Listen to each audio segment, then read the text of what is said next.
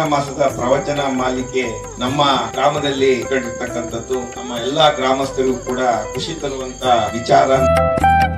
ನಮ್ಮ ನಾಳೆಗಳು ಭರವಸೆಯ ನಾಳೆಗಳು ಮತ್ತು ಭವಿಷ್ಯದ ಸುಧಾರಣೆ. ನಮ್ಮ ಐಸಿರಿ ಫೌಂಡೇಶನ್ ಕೂಡ ಭರವಸೆ ಮತ್ತು ಸುಧಾರಣೆ. ನಮ್ಮ ಸಹೋದರಿಯರು ಆಡ್ತಾ ಭರವಸೆ ಭರವಸೆ ಭರವಸೆ ಅಂತ ಇಷ್ಟು ಚೆನ್ನಾಗಿ ಸಾರವನ್ನು ಹೇಳಿದ್ರು. ನಮ್ಮ ಒಂದು ಭರವಸೆ ಮತ್ತು ಸುಧಾರಣೆ ಇರೋದು ನಮ್ಮ ಸಂಸ್ಕೃತಿ ಮೇಲೆ, ಈ ಭೂಮಿಯಲ್ಲಿ ಇರುವಂತಹ ಸನಾತನ ತತ್ವಾದರ್ಶಗಳ ಮೇಲೆ, ಇಲ್ಲಿನ ಆಚಾರ ವಿಚಾರಗಳ ಮೇಲೆ. ಆ ಆಚಾರ ವಿಚಾರ ಎಲ್ಲಿ ಕಮ್ಮಿ ಆಗ್ತಾ ಹೋಗ್ತಾ ಇದೆಯಲ್ಲ, ಆ ಒಂದು ಕಾರಣದಿಂದ ಪ್ರತಿ ಮನೆ ಪ್ರತಿ ಹಳ್ಳಿ ಒಂದು ಮಾಸಗಳ ನಮ್ಮ ಈ ಅಭಿಯಾನ ಪ್ರಯತ್ನವನ್ನ ನಾವು ಮಾಡ್ತಾ ಇದ್ದೀವಿ. ಅವಾಗ ನಮ್ಮ ಮನೆಯವರಿಗೆ ಬೇಗ ಮದುವೆ ಆಗಿರಿ, ಇಲ್ಲ ಮತ್ತೆ ನಿಮ್ ಕೂದಲಿಗಿಲ್ಲ ಮದುವೆ ಆಗಲ್ಲ ಅಂತ ಡಾಕ್ಟರ್ ಹೇಳಿದ್ರು. ಅದಕ್ಕೆ ನಾನು ಬೇಗ ಮದುವೆ ಆದೆ. ಹಂಗೆ ಆಗೇ ಬಿಡ್ತು, ಕೂದಲೆಲ್ಲ ಹೋಗೇ ಬಿಟ್ರು. ಈಗ ಕೇಳಿದೆ ಅಕಸ್ಮಾತ್ ಕೂದಲಿಂದ ಮದುವೆ ಆಗ್ತದೆ, ಯಾವನ್ ಮದುವೆ ಆಗ್ತದೆ? ಕೇಳೋದಾದ್ರೆ ಒಳ್ಳೇದ್ ಮಾತ್ರ ಕೇಳ್ತೀನಿ, ನೋಡೋದಾದ್ರೆ ಒಳ್ಳೇದ್ ಮಾತ್ರ ನೋಡ್ತೀನಿ. ಒಳ್ಳೆ ಕಡೆನೇ ಹೋಗ್ತಿರ್ತಕ್ಕಂಥ ಬಸವಣ್ಣರ ಆಶಯದ ಪ್ರಕಾರ ನಾವೆಲ್ಲ ಕುಣಿಸಾಗರದ ಸುತ್ತಮುತ್ತಲ ಬಂಧುಗಳು ನಿಮ್ ಕಾಲಲ್ಲಿ ಬಂದಿದ್ದಾವೆ, ನಿಮ್ ಹೃದಯ ಇಲ್ಲಿ ಬಂದಿದೆ, ಕಿವಿ ಇಲ್ಲಿ ಬಂದಿದೆ, ಕಣ್ಣಿಲ್ಲಿ ಬಂದಿದೆ ಅಂದ್ರೆ ನಮ್ಮ ಶ್ರಾವಣ ಮಾಸ ತುಂಬಾ ಯಶಸ್ವಿಯಾಗಿದೆ ಅಂತಕ್ಕಂಥ ಸಾಂಕೇತಿಕವಾದಂತ ಒಂದು ಆಶಯವನ್ನು ಕೂಡ ಈ ಸಂದರ್ಭದಲ್ಲಿ ವ್ಯಕ್ತಪಡಿಸ್ತಾ, ಅದು ಬೆಳಿಗ್ಗೆ ತಿಂದಿರೋ ಮೇವನ್ನ ಮಧ್ಯಾಹ್ನ ವಾಪಸ್ ಬಾಯಿಗೆ ತಂದು ಮೇಲುಕಾಗ್ತಾ ಇದೆ ಅಂದ್ರೆ ಆ ದನ ಚೆನ್ನಾಗಿದೆ, ಅದು ಆರೋಗ್ಯವಾಗಿದೆ ಅಂತ. ಆ ದನ ಬೆಳಿಗ್ಗೆ ತಿಂದಿರೋ ಮೇವನ್ನ ಮಧ್ಯಾಹ್ನ ಬಾಯಿಗೆ ತಂದು ಮೆಲುಕಾಗ್ತಾ ಇದ್ರೆ ನನ್ನ ಆರೋಗ್ಯ. ನಾವು ಬೆಳಿಗ್ಗೆ ತಿಂದಿರೋ ಉಪ್ಪಿಟ್ಟಿಂದ ಮಧ್ಯಾಹ್ನ ಬಾಯಿಗೆ ತಂದು ಮೆಲುಕಾಗ್ತಾ ಇದೀವಿ ಅಂದ್ರೆ ಏನೋ ಮನೆ ಹೊಟ್ಟೆ ಕೆಟ್ಟಿದೆ, ಏನೋ ಪ್ರಾಬ್ಲಮ್ ಆಗಿದೆ, ಡಾಕ್ಟರ್ ತಕ ಹೋಗ್ಬೇಕಲ್ವಾ. ಭಗವಂತ ಎಷ್ಟು ಅದ್ಭುತವಾದಂತ ಒಂದು ಸತ್ವ, ಭಗವಂತನ ಕ್ರಿಯೇಷನ್ ಅಂದ್ರೆ ನೋಡಿ, ಆ ದನಗಳಿಗೆ ಏನ್ ಮಾಡಿದ ಅಂದ್ರೆ ನೀನು ಆಹಾರ ಮೆಲುಕಾಕು ನಿನ್ನ ಆರೋಗ್ಯ ಅಂದ. ಆದ್ರೆ ನೀನು ದನ ಅಲ್ಲ. ಹಾಗಾಗಿ ನೀನು ಆಹಾರ ಮೆಲುಕಾಕ್ಬಾರದು, ವಿಚಾರ ಮೆಲುಕಾಕ್ಬೇಕಂತೀರ. ಪ್ರಾಯಶಃ ವಿಚಾರ ಮೆಲುಕಾಗ್ತಕ್ಕಂಥ ಕಾರಣಕ್ಕೋಸ್ಕರ ನಮ್ ಡಾಕ್ಟರ್ ಹೇಳಿದ ಎಲ್ಲವೂ ನೆನಪಾದು ಅಂತೇಳಿ.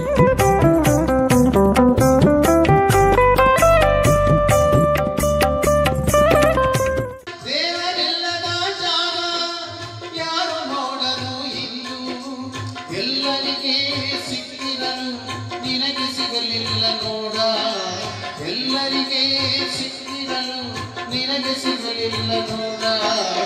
ಬಸವಣ್ಣ ಬಿತ್ತಿದ ಬೀಜಗಳು ನಾವು, ನಮಗಿರದು ಎಂದೆಂದು ಸಾವು. ಬಸವಣ್ಣ ಬಿತ್ತಿದ ಬೀಜಗಳು ನಾವು, ನಮಗಿರದು ಎಂದೆಂದು ಸಾವು. ಮಾಧ್ಯಮ ಸಂಸ್ಕೃತಿ ಪ್ರತಿಷ್ಠಾನ, ಅಖಿಲ ಭಾರತ ಸಾಹಿತ್ಯ ಪರಿಷತ್ತು, ಐಸಿರಿ ಫೌಂಡೇಶನ್ ಚಿಕ್ಕಮಗಳೂರು ಇವರ ಸಹಯೋಗದಲ್ಲಿ ಶ್ರಾವಣ ಮಾಸದ ಪ್ರವಚನ ಮಾಲಿಕೆ ಕಾರ್ಯಕ್ರಮವನ್ನ ಇಂದು ನಮ್ಮ ಊರಿನಲ್ಲಿ ಹಮ್ಮಿಕೊಂಡಿರ್ತಕ್ಕಂಥದ್ದು ತುಂಬಾ ಸಂತೋಷದ ವಿಚಾರ. ಈ ಒಂದು ಕಾರ್ಯಕ್ರಮಕ್ಕೆ ನಿಮ್ಮ ಅಚ್ಚುಮೆಚ್ಚಿನ ಚಿರಪರಿಚಿತರಾದಂಥ ಮಹೇಶ್ ಅಣ್ಣನವರು ಆಗಮಿಸಿದ್ದಾರೆ. ದಯಮಾಡಿ ವೇದಿಕೆಗೆ ಆಹ್ವಾನಿಸ್ತೇನೆ. ಮಹೇಶ್ ಅಣ್ಣ ದಯಮಾಡಿ ವೇದಿಕೆಯನ್ನು ಅಲಂಕರಿಸ್ತೇನೆ. ಹಾಗೇನೆ ನಮ್ಮ ಭಾಗದ ಚಿರಪರಿಚಿತ ವೈದ್ಯರಾದಂತಹ ಉಮೇಶ್ ಸರ್ ಅವರ ಶ್ರೀಮತಿಯವರು ಡಾಕ್ಟರ್ ಕೂಡ, ಅವರು ಕೂಡ ದಯಮಾಡಿ ವೇದಿಕೆ ಮೇಲೆ ಆಗಮಿಸಬೇಕು ಅಂತ ಕೇಳ್ಕೊಳ್ತೇನೆ. ಹಾಗೇನೆ ಶ್ರಾವಣ ಮಾಸದ ಕಾರ್ಯಕ್ರಮದ ಆಯೋಜನೆಯನ್ನ ಮಾಡಲಿಕ್ಕೆ ಅವಕಾಶ ಮಾಡಿಕೊಟ್ಟಿರ್ತಕ್ಕಂಥ GN ವಿಜಯ್ ಕುಮಾರ್ ಅವರು ದಯಮಾಡಿ ವೇದಿಕೆ ಮೇಲೆ ಬರಬೇಕು. ಹಾಗೇನೆ ಐಸಿರಿ ಫೌಂಡೇಶನ್ ಅಧ್ಯಕ್ಷರಾಗಿರ್ತಕ್ಕಂಥ ರೋಹನ್ ಭಾಗವಪುರಿ ಅವರು ದಯಮಾಡಿ ವೇದಿಕೆ ಮೇಲೆ ಬರಬೇಕು. ಹಾಗೇನೆ ಗ್ರಾಮ ಪಂಚಾಯಿತಿ ಮಾಜಿ ಅಧ್ಯಕ್ಷರಾದಂಥ ಶಶಿಧರ್ ಅವರು ದಯಮಾಡಿ ವೇದಿಕೆ ಮೇಲೆ ಬರಬೇಕು.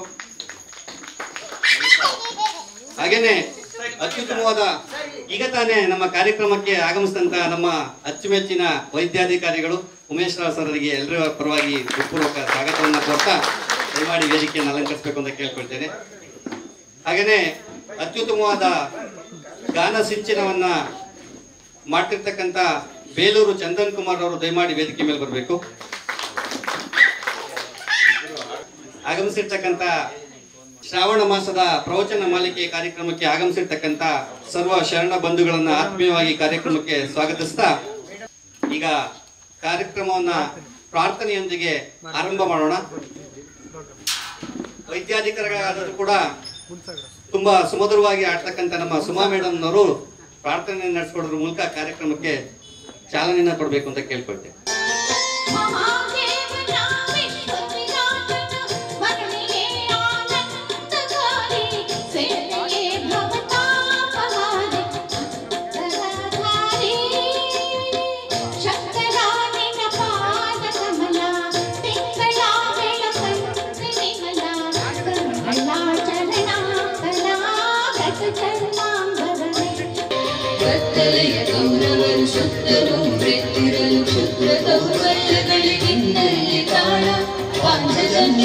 ಬಗೆ ಕರ್ಮಯೋಗದ ಕರೆಗೆ ಪಾಂಡವಗೆ ರೋಮಾಂಚನ.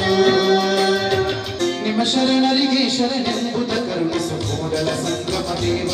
ನಿಮ್ಮ ಶರಣರಿಗೆ ಶರಣೆಂಬುದ ಕರುಣಿಸ ಕೂಡಲ ಸಂಗಮ ದೇವ. ನಿಮ್ಮ ಶರಣರಿಗೆ ಶರಣೆಂಬುದ ಕರುಣಿಸ ಕೂಡಲ ಸಂಗಮ ದೇವ. ನಾಗಪ್ರಿಯ ಶಿವನೆಂಬರು ನಾಗಪ್ರಿಯ ಶಿವನಲ್ಲವಯ್ಯ.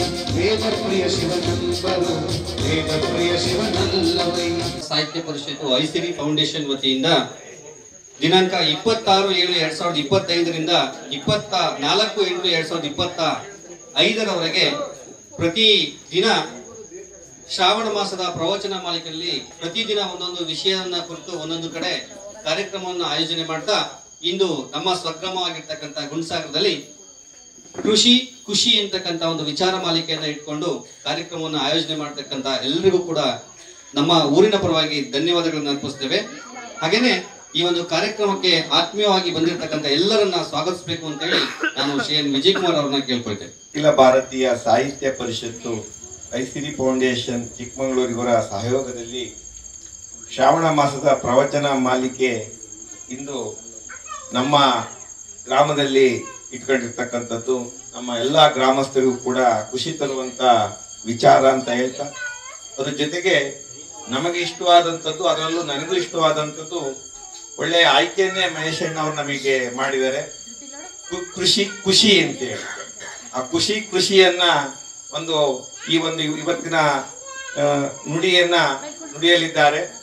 ಅವರು ನಮಗೆ ಬಹಳ ಒಂದು ಖುಷಿ ತರುವಂತ ವಿಚಾರ ಅಂತ ಹೇಳ್ತಾ, ಈ ಒಂದು ಕಾರ್ಯಕ್ರಮದ ಅಧ್ಯಕ್ಷತೆಯನ್ನು ನಮ್ಮೂರಿನ ಗ್ರಾಮ ಪಂಚಾಯಿತಿಯ ಮಾಜಿ ಅಧ್ಯಕ್ಷರು ಅಲ್ಲಿ ಸದಸ್ಯರಾದಂತ ಶಶಿಧರ್ ಅವರಿಗೆ ನಿಮ್ಮೆಲ್ಲರ ಪರವಾಗಿ ಸ್ವಾಗತವನ್ನ ಕೋರ್ತಾ ಇದ್ದೀವಿ. ಒಂದು ವಿದೇಶದ್ದು ಕೂಡ ಏನು ಪಟ್ಟಣದ್ದು ಸಂಪೂರ್ಣವಾಗಿ ಅವರು ಕರಗತ ಮಾಡ್ಕೊಂಡಿರ್ತಕ್ಕಂಥವ್ರು ನಮ್ಮ ಮಹೇಶ್ ಅಣ್ಣವರು. ಹಳ್ಳಿಗೆ ಬಂದ್ರೆ ಹಳ್ಳಿಯಲ್ಲಿರ್ತಕ್ಕಂಥ ಅಜ್ಜಿ ಅಜ್ಜರಿಗೆ ಗೊತ್ತಿರಲ್ಲ ಅಂತ ವಿಚಾರಗಳನ್ನ ಸಂಗ್ರಹಿಸಿ ನಮ್ಮ ಮುಂದೆ ವಿಚಾರವನ್ನ ಪ್ರಸ್ತುತಪಡಿಸುವಂತವ್ರು.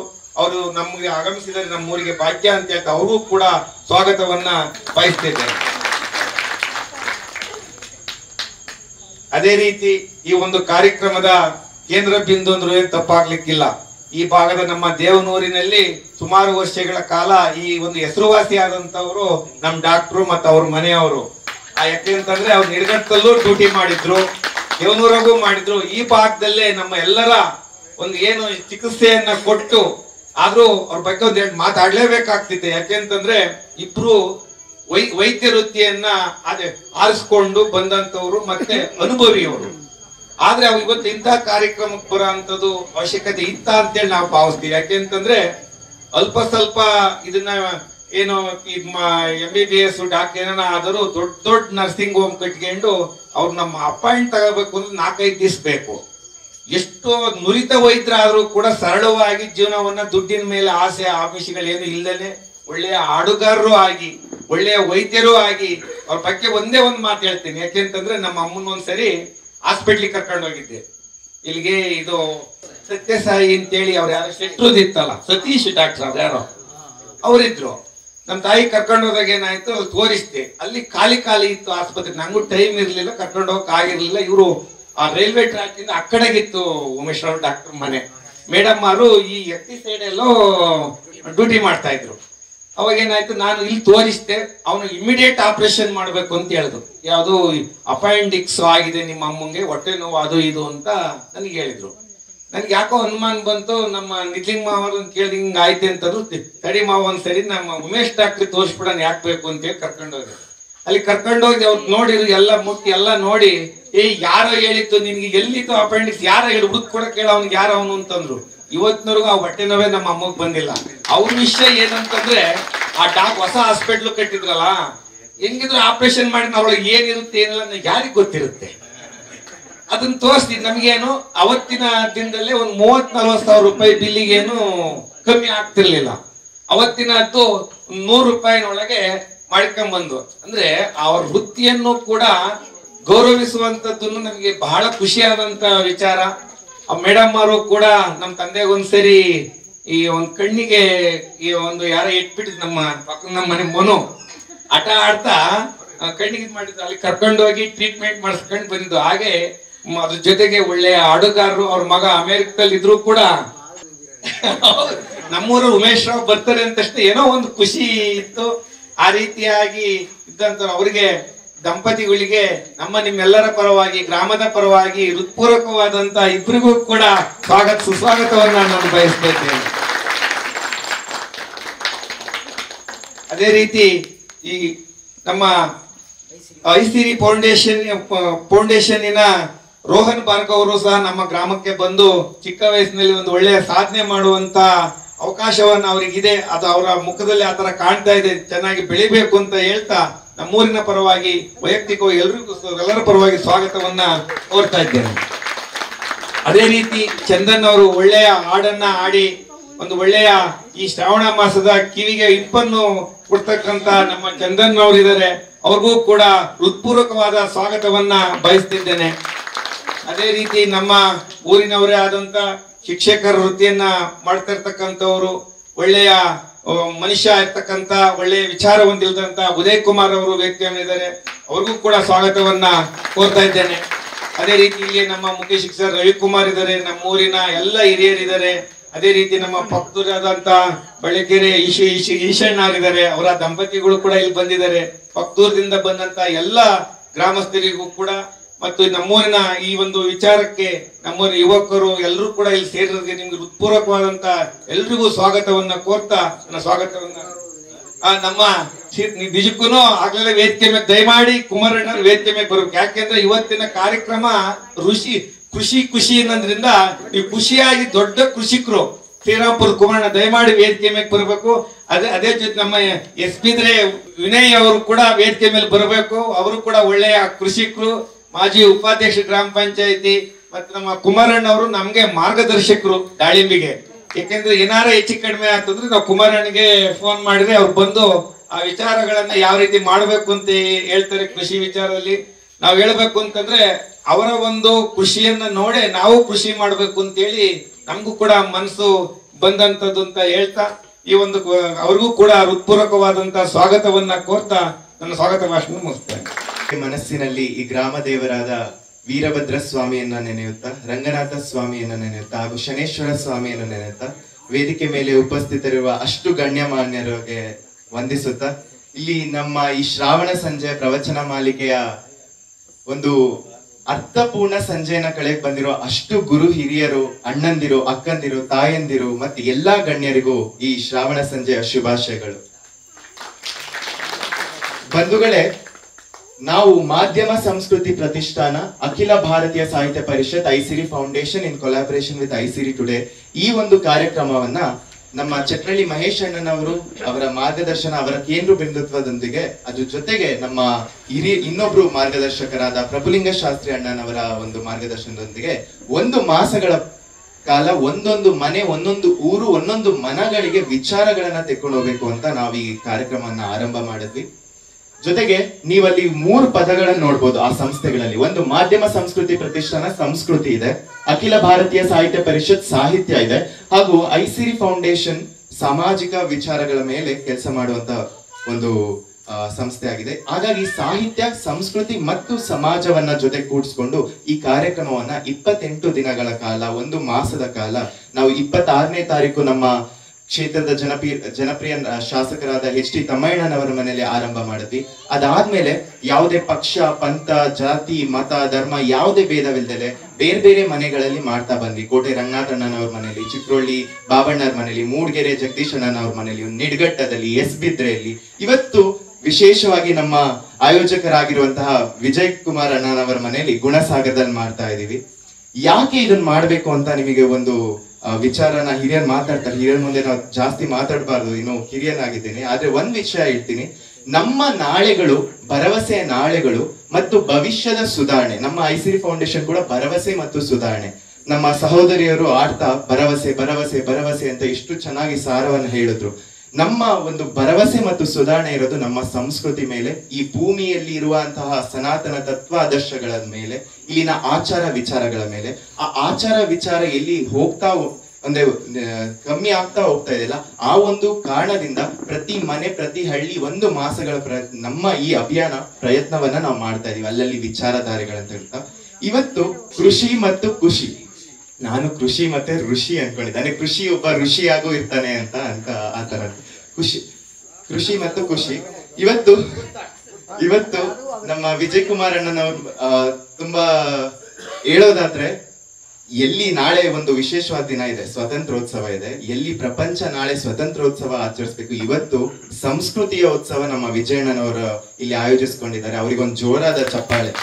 ನಿಜಕ್ಕೂ ಇದು ಒಂದು ವೈಯಕ್ತಿಕ, ಇದು ಅತಿಶಯುಕ್ತದ ಮಾತಲ್ಲ, ಗುರು ಹಿರಿಯರಿದ್ದಾರೆ. ಆದ್ರೂ ನಾವ್ ಇಲ್ಲಿ ಬಂದ ತಕ್ಷಣ ಇಲ್ಲೊಂದು ವಾತಾವರಣ ಆಗಿದೆ, ಆ ಒಂದು ಆಧ್ಯಾತ್ಮಿಕ ಫೀಲಿಂಗ್, ಈ ಮನೆಯ ಕಾಂಪೌಂಡ್, ಈ ಊರು ಗುಣದ ಸಾಗರದಲ್ಲಿ ನಾವಿದ್ ವಿಜಯ್ ಕುಮಾರ್ ಅಣ್ಣನವ್ರ ಮನೇಲಿ ಇದೀವಿ. ಜೊತೆಗೆ ನಂಗೆ ಏನ್ ಇಷ್ಟ ಆಗಿದೆ ಅಂದ್ರೆ, ಪ್ರಾರ್ಥನೆ, ನಮ್ಮ ಸಹೋದರಿಯರು ನಮ್ಮ ಸನಾತನ ಧರ್ಮ, ನಮ್ಮ ಸಂಸ್ಕೃತಿಯ ಬಗ್ಗೆ ಒಂದು ಹೇಳಿದ್ರು. ಅದ್ರ ಜೊತೆಗೆ ನೋಡಿ, ನೀವು ಇಲ್ಲಿ ನೋಡ್ಬೋದು ಅಡಿಕೆ. ಇದು ಕಣ್ಣಿಗೆ ಬಂದ ತಕ್ಷಣ ನಮಗೆ ಕಣ್ಣಿಗೆ ಬಂದಿದ್ದಿದೆ ಅಂದ್ರೆ, ನಮ್ಮ ಸಂಸ್ಕೃತಿ ಉಳಿದಿರೋದೇ ಈ ಕೃಷಿಯ ಕುಟುಂಬದ ಒಂದು ಕೃಷಿಯ ತನದಿಂದ. ಅದಕ್ಕೆ ಪ್ರತೀಕವಾಗಿ ಇವತ್ತು ಅಡಿಕೆಯನ್ನು ಇಟ್ಟಿದ್ದಾರೆ. ನಾವು ಇಲ್ಲಿ ಉದ್ಘಾಟನೆಯನ್ನ ಮಾಡ್ತೀವಿ. ಜೊತೆಗೆ ಅವರು ಹೂವನ್ನ ಕೊಟ್ರು. ಎಲ್ಲಾ ಕಡೆ ನಾವು ಬೊಕ್ಕೆ, ಪ್ಲಾಸ್ಟಿಕ್ ಬಳಕೆ ಮಾಡ್ತೀವಿ. ಅವ್ರು ಏನ್ ಮಾಡಿದ್ರು ಅಂದ್ರೆ, ಮನೇಲಿ ಬೆಳೆದಿರುವಂತ ಹೂವನ್ನ ಕೊಟ್ರು. ಅದೆಷ್ಟು ಸಾಂಕೇತಿಕವಾಗಿದೆ. ಈ ತರ ಸಮಾಜ, ಸಂಸ್ಕೃತಿ, ಸಾಹಿತ್ಯ ಎಲ್ಲ ಆಸಕ್ತಿಗಳು ನಮ್ಮ ಗುಣಸಾಗರದಲ್ಲಿದ್ದಾರೆ ಅಂದ್ರೆ ಅದು ನಮ್ಮ ಹೆಮ್ಮೆಯ ವಿಚಾರ. ಅದಕ್ಕಾಗಿ ಇವತ್ತು ನಮಗೆ ಅವಕಾಶ ಕೊಟ್ಟಿದ್ದಕ್ಕೆ ಧನ್ಯವಾದಗಳು. ಇದು 24ನೇ ತಾರೀಕು ನಮ್ಮ ಚಟ್ನಳ್ಳಿ ಮಹೇಶ್ ಅಣ್ಣನವರ ಮನೆಯಲ್ಲಿ ಚಟ್ನಳ್ಳಿ ಫುಡ್ಸ್ ಉದ್ಘಾಟನೆ ಆಗ್ತಾ ಇದೆ. ಆ ದಿನ ಈ ಒಂದು ಸಮಾರಂಭ ಇರುತ್ತೆ.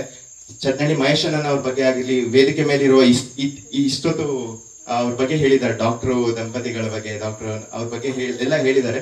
ಚಟ್ನಳ್ಳಿ ಮಹೇಶ್ ಅಣ್ಣನವರು ಈ ವಯಸ್ಸಲ್ಲಿ ನಮ್ಮಂತ ಯುವಕರಿಗೆ ಎಷ್ಟೋ ಉತ್ಸಾಹಿಕವಾದ ಒಂದು ಸಂಕೇತದ ಒಂದು ಸಂದೇಶ ಕೊಡ್ತಾ ಇದ್ದಾರೆ. ಇಲ್ಲಿ ಉದ್ಯಮಕ್ಕೆ ಎಂಟರ್ ಆಗಿದ್ದಾರೆ, ಸಾಹಿತ್ಯ, ಸಂಸ್ಕೃತಿ, ಈ ತರ. ಹಾಗಾಗಿ ಈ ಒಂದು ವಿಚಾರಧಾರೆಯ ಅಭಿಯಾನದಲ್ಲಿ ನೀವೆಲ್ಲರೂ ಪಾತ್ರರಾಗಿದ್ದೀರಾ. ಇದು ಇವತ್ತೊಂದು ಸಂಜೆ, ಇದು ಇವತ್ತೊಂದು ನಮ್ ಜನಸಮೂಹ. ಇನ್ನು 5 ವರ್ಷ, 10 ವರ್ಷ, 15 ವರ್ಷ ಆದ್ಮೇಲೆ ಇದೊಂದು ಸಾಮಾಜಿಕ ಇತಿಹಾಸ ಆಗುತ್ತೆ ಅನ್ನೋದು ನಮ್ಮೆಲ್ಲರ ನಂಬಿಕೆ. ಅದನ್ನೆಲ್ಲ ನೀವು ಸಾಕ್ಷಿಸಿದ್ರ. ಈಗ ನಾವು ಗುರು ಹಿರಿಯರ ಮಾತು ಕೇಳೋಣ. ಇಷ್ಟೊತ್ತು ನನ್ನ ಮಾತನ್ನ ಆಲಿಸಿದ್ದೀರಾ. ನನ್ ಸಣ್ಣವನಿದ್ದೀನಿ, ಏನಾದ್ರು ತಪ್ಪಿದ್ರೆ ದಯವಿಟ್ಟು ಕ್ಷಮಿಸಿ. ಧನ್ಯವಾದಗಳು. ಇವತ್ತಿನ ದಿನ ನನಗೆ ಎಷ್ಟು ಸಂತೋಷ ಆಗಿದೆ ಅಂದ್ರೆ, ತವ್ರ ಮನೆಗೆ ಬಂದಂಗೆ ಆಗೈತೆ. ಅಲ್ಲ, ಇದು ಹೃದಯಪೂರ್ವಕವಾಗಿ ಹೇಳ್ತಾ ಇರೋದು. ನಾನು ಭಾಷಣಕಾರರಲ್ಲ, ನಾನೇನ್ ಮಾತಾಡ್ತೀನಿ ನನಗೆ ಗೊತ್ತಿಲ್ಲ. ಈಗ ನೆಕ್ಸ್ಟ್ ಏನ್ ಮಾತಾಡ್ತೀರೋ ಅದು ನನ್ನ ಮನಸ್ಸಿಗೆ ಬಂದಿದ್ದು ಅಷ್ಟೇ ಮಾತಾಡೋದು. ಯಾಕಂದ್ರೆ ಇಲ್ಲಿ ಬರ್ಬೇಕು ಅಂತ ಗೊತ್ತೇ ಇರಲಿಲ್ಲ. ಫಸ್ಟ್ ಆಫ್ ಆಲ್ ಗುಣಸಾಗರದಲ್ಲಿ ಇದೆ ಅಂದಿದ್ರೆ ನಾನೇ ಹೋಗೋಣ ಅಂತಿದ್ದೆ. ನಾನು ಹೇಳ್ತಿ ಇವತ್ತು ಗುಣಸಾಗರದಲ್ಲಿ ಇದೆ, ಹೋಗೋಣನ್ರಿ ಅಂದು. ನಂದು ಟೈಮಿಗೆ ಹೆಂಗಾಗುತ್ತೋ ಇನ್ನೊಂದ್ಸರಿ ಹೇಳಿ, ಎಲ್ಲಿ ಗುಣಸಾಗರ? ಅಯ್ಯೋ ಗುಣಸಾಗರನ ಹೋಗೋಣ. ಯಾಕೆ ಅಂದ್ರೆ ನನಗೆ ನನ್ನ ಒಂದು ಕರ್ಮಭೂಮಿನೇ ಕಡೂರಲ್ಲಿ ದೇವನೂರು. ನಾನು ಹುಟ್ಟಿದ್ದೆಲ್ಲೋ ಶಿವಮೊಗ್ಗದಲ್ಲೆಲ್ಲೋ ಹುಟ್ಟಿದೆ. ಮೊದಲನೇ ಅಪಾಯಿಂಟ್ಮೆಂಟ್ ದೇವನೂರೆಲ್ಲ ಆಯ್ತು. ಅದಾದ್ಮೇಲೆ ನನ್ನ ಹೆಂಡತಿ ನಿರ್ಘಟ್ಟದಲ್ಲಿ ಸಿಕ್ಕರು. ಅವರೊಂದು 5 ವರ್ಷ ನಿರ್ಘಟ್ಟದಲ್ಲಿದ್ರು, ನಾನು 7 ವರ್ಷ ದೇವನೂರಲ್ಲಿದ್ದೆ. ಕಾಲ ಹೆಂಗ್ ಉರುಳುತ್ತೆ ಅಂದ್ರೆ, ಅವಾಗೆಲ್ಲ ನನ್ನನ್ನ ಇವರೆಲ್ಲ ನೋಡಿದ್ದಾರೆ. ವಿಜಯ್ ಕುಮಾರ್ ಸಣ್ಣ ಹುಡುಗ, ಇಷ್ಟೇ 35 ವರ್ಷ, 87 ಇಸ್ವಿಲಿ ನಾನು ಬಂದಿದ್ದು ಅಂದ್ರೆ ನೀವೆಲ್ಲ 1ನೇ ಕ್ಲಾಸ್. ಇವರಿಗೆಲ್ಲ ಇಂಜೆಕ್ಷನ್ ಚಡ್ಡಿ ಬಿಚ್ಚಿ ನಾನೇ ಚುಚ್ಚಿರೋದು. ಅವಾಗೆಲ್ಲ ನಾನೇ ಚುಚ್ಚಿದ್ದೆ. ವಿಜಯ್ ಕುಮಾರ್ಗೆ ಎಷ್ಟು ಚುಚ್ಚಿದ್ದೀನೋ, ಎಲ್ಲ ಗಾಯಿಗೆ ಆಗಿಲ್ಲೇನಪ್ಪ. ಅಲ್ಲ, ಇದು ಸತ್ಯ. ಏನಾಗಿದೆ ಅಂದ್ರೆ, ನಾನು 87 ಇಸ್ವಿಲಿ ಬಂದು ಇದುವರೆಗೂ ನಾನು ಆಲ್ಮೋಸ್ಟ್ 35 ವರ್ಷ ವೈದ್ಯನಾಗಿ ಕೆಲಸ ಮಾಡಿದ್ದೀನಿ. ನನಗೆ ಆಶ್ಚರ್ಯ ಆಗ್ಬಿಡುತ್ತೆ. ಪ್ರಥಮವಾಗಿ ದೇವನೂರು ಎಲ್ಲಿ ಅಂತೇಳಿ ಒಂದು ಚೀಟಿ ಇಟ್ಕೊಂಡು ಬಂದೆ. ನಾನು ಎಲ್ಲಿದೆ ಅಂದ್ಕೊಂಡು ಹುಡ್ಕೊಂಡು ಬಂದು, ದೇವನೂರು ಇಲ್ಲಿದೆ ಅಂದ್ರು, ಅಲ್ಲಿ ಇಳ್ಕೊಂಡು 1 ವರ್ಷ ಕೆಲಸ ಮಾಡಿದೆ. ಬಹಳ ಖುಷಿ ಆಗ್ಬಿಡ್ತು. ಏನ್ ಜನಪ್ಪ, ಇಲ್ಲಿ ಎಷ್ಟು ಪ್ರೀತಿ ಇದೆ, ಎಷ್ಟು. ಅದರಲ್ಲಂತೂ ಇಲ್ಲಿರೋ ಲಿಂಗಾಯತರುಗಳಂತೂ ಬಿಡಿ, ಅವರೆಲ್ಲ ನನ್ನ ಒಂಥರ ಕೂಡಲ ಸಂಗಮದ ಇದಕ್ಕೆ ಸೇರ್ಸ್ಕೊಂಡ್ಬಿಟ್ಟಾರೆ. ನನಗೆ ಜನವಾರ ಇತ್ತು, ಅದಕ್ಕೊಂದು ಕೇಳ್ತಾ ಇದ್ದೆ ಅವಾಗ ಒಂದ್ ಲಿಂಗ ಕಟ್ ನನಗೂ ಅತ್ಲಿಗೆ ಇದ್ ಮಾಡ್ರಪ್ಪ, ಅತ್ಲಿಗೆ ಲಿಂಗಾಯತರ ಕನ್ವರ್ಟ್ ಮಾಡ್ರಿ ಅಂತ. ಅಷ್ಟು ನನ್ನನ್ನ ಅಪ್ಪಿಕೊಂಡಿದ್ದಾರೆ ಇಲ್ಲಿ ಜನ. ಅಂದ್ರೆ ನಾನು ಹಂಗೆ ಸೇವೆ ಮಾಡಿದೆ ಬಿಡಿ. ಇವತ್ತು ಯಾರೋ ಒಯ್ದ್ರು 2 ಗಂಟೆ ಕೆಲಸ ಮಾಡಲ್ಲ. ಇನ್ನು ಹಿಂಗೆ ಇಳಿತಾರೆ, ಬಸ್ ಹಾರ್ ನೋಡಿದ ತಕ್ಷಣ 1 ಗಂಟೆಗೆ ಹತ್ಕೊಂಡು ಹೋಗ್ತಿರ್ತಾರೆ. ಯಾರೋ ನಾನು ಬಂದ್ಮೇಲೆ, ದೇವನೂರು ಬಿಟ್ಟು ಬಂದ್ಮೇಲೆ ಯಾರು ಬಂದೇ ಇಲ್ಲ ಡಾಕ್ಟ್ರು. ಅಷ್ಟು ಕಾಲ ಉರುಳು ಹೋಗಿದೆ, 35 ವರ್ಷ. ನನಗೆ ಆಶ್ಚರ್ಯ ಆಗುತ್ತೆ, ಇದೇನಪ್ಪ ನಾನು ಈಗಿನ್ನೂ ಬಂದು ದೇವನೂರಲ್ಲಿ ಇಳಿದು, ದೇವನೂರಲ್ಲೇ ಎಂಗೇಜ್ಮೆಂಟ್ ನನ್ನ ಹೆಂಡತಿ. ದೇವನೂರಲ್ಲಿ ನಾನು ಹಳ್ಳಿ ತೋರಿಸ್ಬೇಕು. ನಂದು ಒಂದೇ ಕಂಡೀಷನ್, ಮೇಡಮ್ ಮದುವೆ ಆಗ್ಬೇಕಾರೆ ಅವ್ರು ಅವಾಗೇ ಪೋಸ್ಟ್ ಗ್ರಾಜುಯೇಟ್, MBBS MS ಮಾಡಿದ್ರು. ನಾನು ಬರೀ MBBS. ನನ್ ಮದುವೆ ಆಗ್ತಾರೆ ಇಲ್ಲ ಒಂದು ಡೌಟು. ಕೆಲವ್ರು ಹೇಳಿದ್ರು ನಿನ್ ಮದುವೆ ಆಗಲ್ಲ ಕಣಗಳು, ಅವಳು ಜಾಸ್ತಿ ಓದಿದಾಳೆ, ಬೆಂಗಳೂರಲ್ಲಿ ಎಲ್ಲ 100 ರ್ಯಾಂಕ್ ಸ್ಟೂಡೆಂಟ್ ಅವಳು PUC ಅಲ್ಲಿ. ಅವಾಗ್ಲೇ ನಾವೆಲ್ಲ ಏನು ಅವರೇಜ್ ಆಗಿ ಹಿಂಗೆ ಹಳ್ಳಿ ಸೇಮ್ ವಿಜಯಕುಮಾರ್ ತರ ಬರೀ ತೆಗಿ ಮರ ಹತ್ಕೊಂಡು ಓಡಾಡಿದವರು. ನಾವು ಡಾಕ್ಟರ್ ಹೆಂಗ ಆದ್ವಿ. ಆಮೇಲೆ ಇವ್ರಿಗೆ ಅಲ್ಲೇ ದೇವನೂರಿಗೆ ಬಂದು ಅಲ್ಲೇ ಎಂಗೇಜ್ಮೆಂಟ್ ಮಾಡ್ಕೊಳ್ಳೋದಾದ್ರೆ ಮದುವೆ ಆಗ್ತೀನಿ. ಯಾಕೆ ಹೆಂಗೆ ನಾವು ಬೆಂಗಳೂರಲ್ಲಿ ಮಾಡ್ತೀವಿ ಅಂತ ಅವ್ರು ಬೆಂಗಳೂರಿನವರು. ಇಲ್ಲ ಆಮೇಲೆ ನೀನ್ ಮತ್ ಮದುವೆ ಆದ್ಮೇಲೆ ನಾನು ಇಲ್ಲಿರಲ್ಲ ಬೆಂಗಳೂರಿಗೆ ಹೋಗೋಣ ಅಂತ ಅಂದ್ಬಿಟ್ರೆ, ನಾನ್ ಹಳ್ಳಿಲಿ ಇರ್ಬೇಕು ಅಂತ ಆಸೆ ನನಗೆ. ನೀವು ಬಂದ್ ಹಳ್ಳಿಲಿ ಅಡ್ಜಸ್ಟ್ ಆಗ್ತಿದ್ರು ಬಾ ಅಂತ ಬರೀ ಬಂದು ಪಾಪ. ಈಗ ಬಂದ್ಮೇಲೆ ನನಗಿಂತ ಜಾಸ್ತಿ ಇಲ್ಲಿ ಈಗ ಹಳ್ಳಿಲಿ ಅಡ್ಜಸ್ಟ್ ಆಗ್ಬಿಟ್ಟಿದ್ದಾರೆ. ಅಲ್ಲಿ ಯಗಟಿಯಲ್ಲಿ 18 ವರ್ಷ ಸತತವಾಗಿ ಯಗಟಿ ಪ್ರಾಥಮಿಕ ಆರೋಗ್ಯ ಕೇಂದ್ರ. ಅದಾದ್ಮೇಲೆ 8 ವರ್ಷದ ಗರ್ಜೆ. ಅಲ್ಲೆಲ್ಲ ಏನು ಗ್ರಾಮ ದೇವತೆ ಅಂತಾರಲ್ಲ ಎಲ್ಲ. ಅಲ್ಲ ಈಗ ಎಷ್ಟು ಅಂದ್ರೆ ಅಲ್ಲಿ ಆಸ್ಪತ್ರೆಗಳನ್ನ ಮಾಡಿದ್ದಾರೆ. ನೀವು ಹೋಗಿ ಒಂದು ವಿಸಿಟ್ ಮಾಡಬೇಕು. ದೇವೇಗೌಡರು ಸಹ ಒಂದು ಪ್ರಶಂಸೆ ಮಾಡಿದ್ರು. ಒಂಥರ ನರ್ಸಿಂಗ್ ಹೋಮ್ಗಿಂತ ಚೆನ್ನಾಗಿ ಅದನ್ನ ಅಚ್ಚುಕಟ್ಟಾಗಿ ಇಟ್ಟಿದ್ದಾರೆ. ಇವನೇನಪ್ಪ ಭಾಷಣ ಮಾಡೋದು ಎದುರು ಖುಷಿ ಹೆಂಡತಿ ನೋಡ್ತಾನಲ್ಲ ಅನ್ಕೋಬಾರ್ದು. ಅಂದ್ರೆ ನನ್ಗೆ ಮಾತಾಡಕ್ ಬೇರೆ ಇಲ್ಲಲ್ಲ, ಅದಕ್ಕಿಂತ ಮಾತಾಡಲ್ಲ. ಯಾವ ಲೆವೆಲ್ಗೆ ಅಂದ್ರೆ ಮದುವೆ ಆಗ್ಬೇಕಾದ್ರೆ ನಾವೆಲ್ಲ ಎಷ್ಟು ಹೆಂಗು ಎಲ್ಲ ವಿಜಯಕುಮಾರ್ ಪಾಪ ಸಣ್ಣವನು ತುಂಬಾ ಚೆನ್ನಾಗಿ ಕೂದಲು ಗೀದೆಲ್ಲ ಸಖತ್ತಾಗಿತ್ತು. ಎಲ್ಲ ಒಳ್ಳೆ ಅನಂತಾಗಿದ್ದಂಗೆ ಇದ್ದೆ ಅಂತಾರೆ ಎಲ್ಲರೂ ಬೆಳ್ಳಿಗೆ. ಅವಾಗ ನಮ್ಮ ಮನೆಯವ್ರಿಗೆ ಬೇಗ ಮದುವೆ ಆಗಿರಿ, ಇಲ್ಲ ಮತ್ತೆ ನಿಮ್ ಕೂದಲು ಗಿದ್ಲು ಮದುವೆ ಆಗಲ್ಲ ಅಂತ ಡಾಕ್ಟರ್ ಹೇಳಿದ್ರು. ಅದಕ್ಕೆ ನಾನು ಬೇಗ ಮದುವೆ ಆದೆ. ಹಂಗೆ ಆಗೇ ಬಿಡ್ತು, ಕೂದಲೆಲ್ಲ ಹೋಗೇ ಬಿಟ್ರು. ಈಗ ಕೇಳಿದೆ ಅಕಸ್ಮಾತ್ ಕೂದಲಿದ್ದು ಮದುವೆ ಆಗ್ತದೆ, ಯಾವನ್ ಮದುವೆ ಆಗ್ತದೆ ಹಂಗೆ.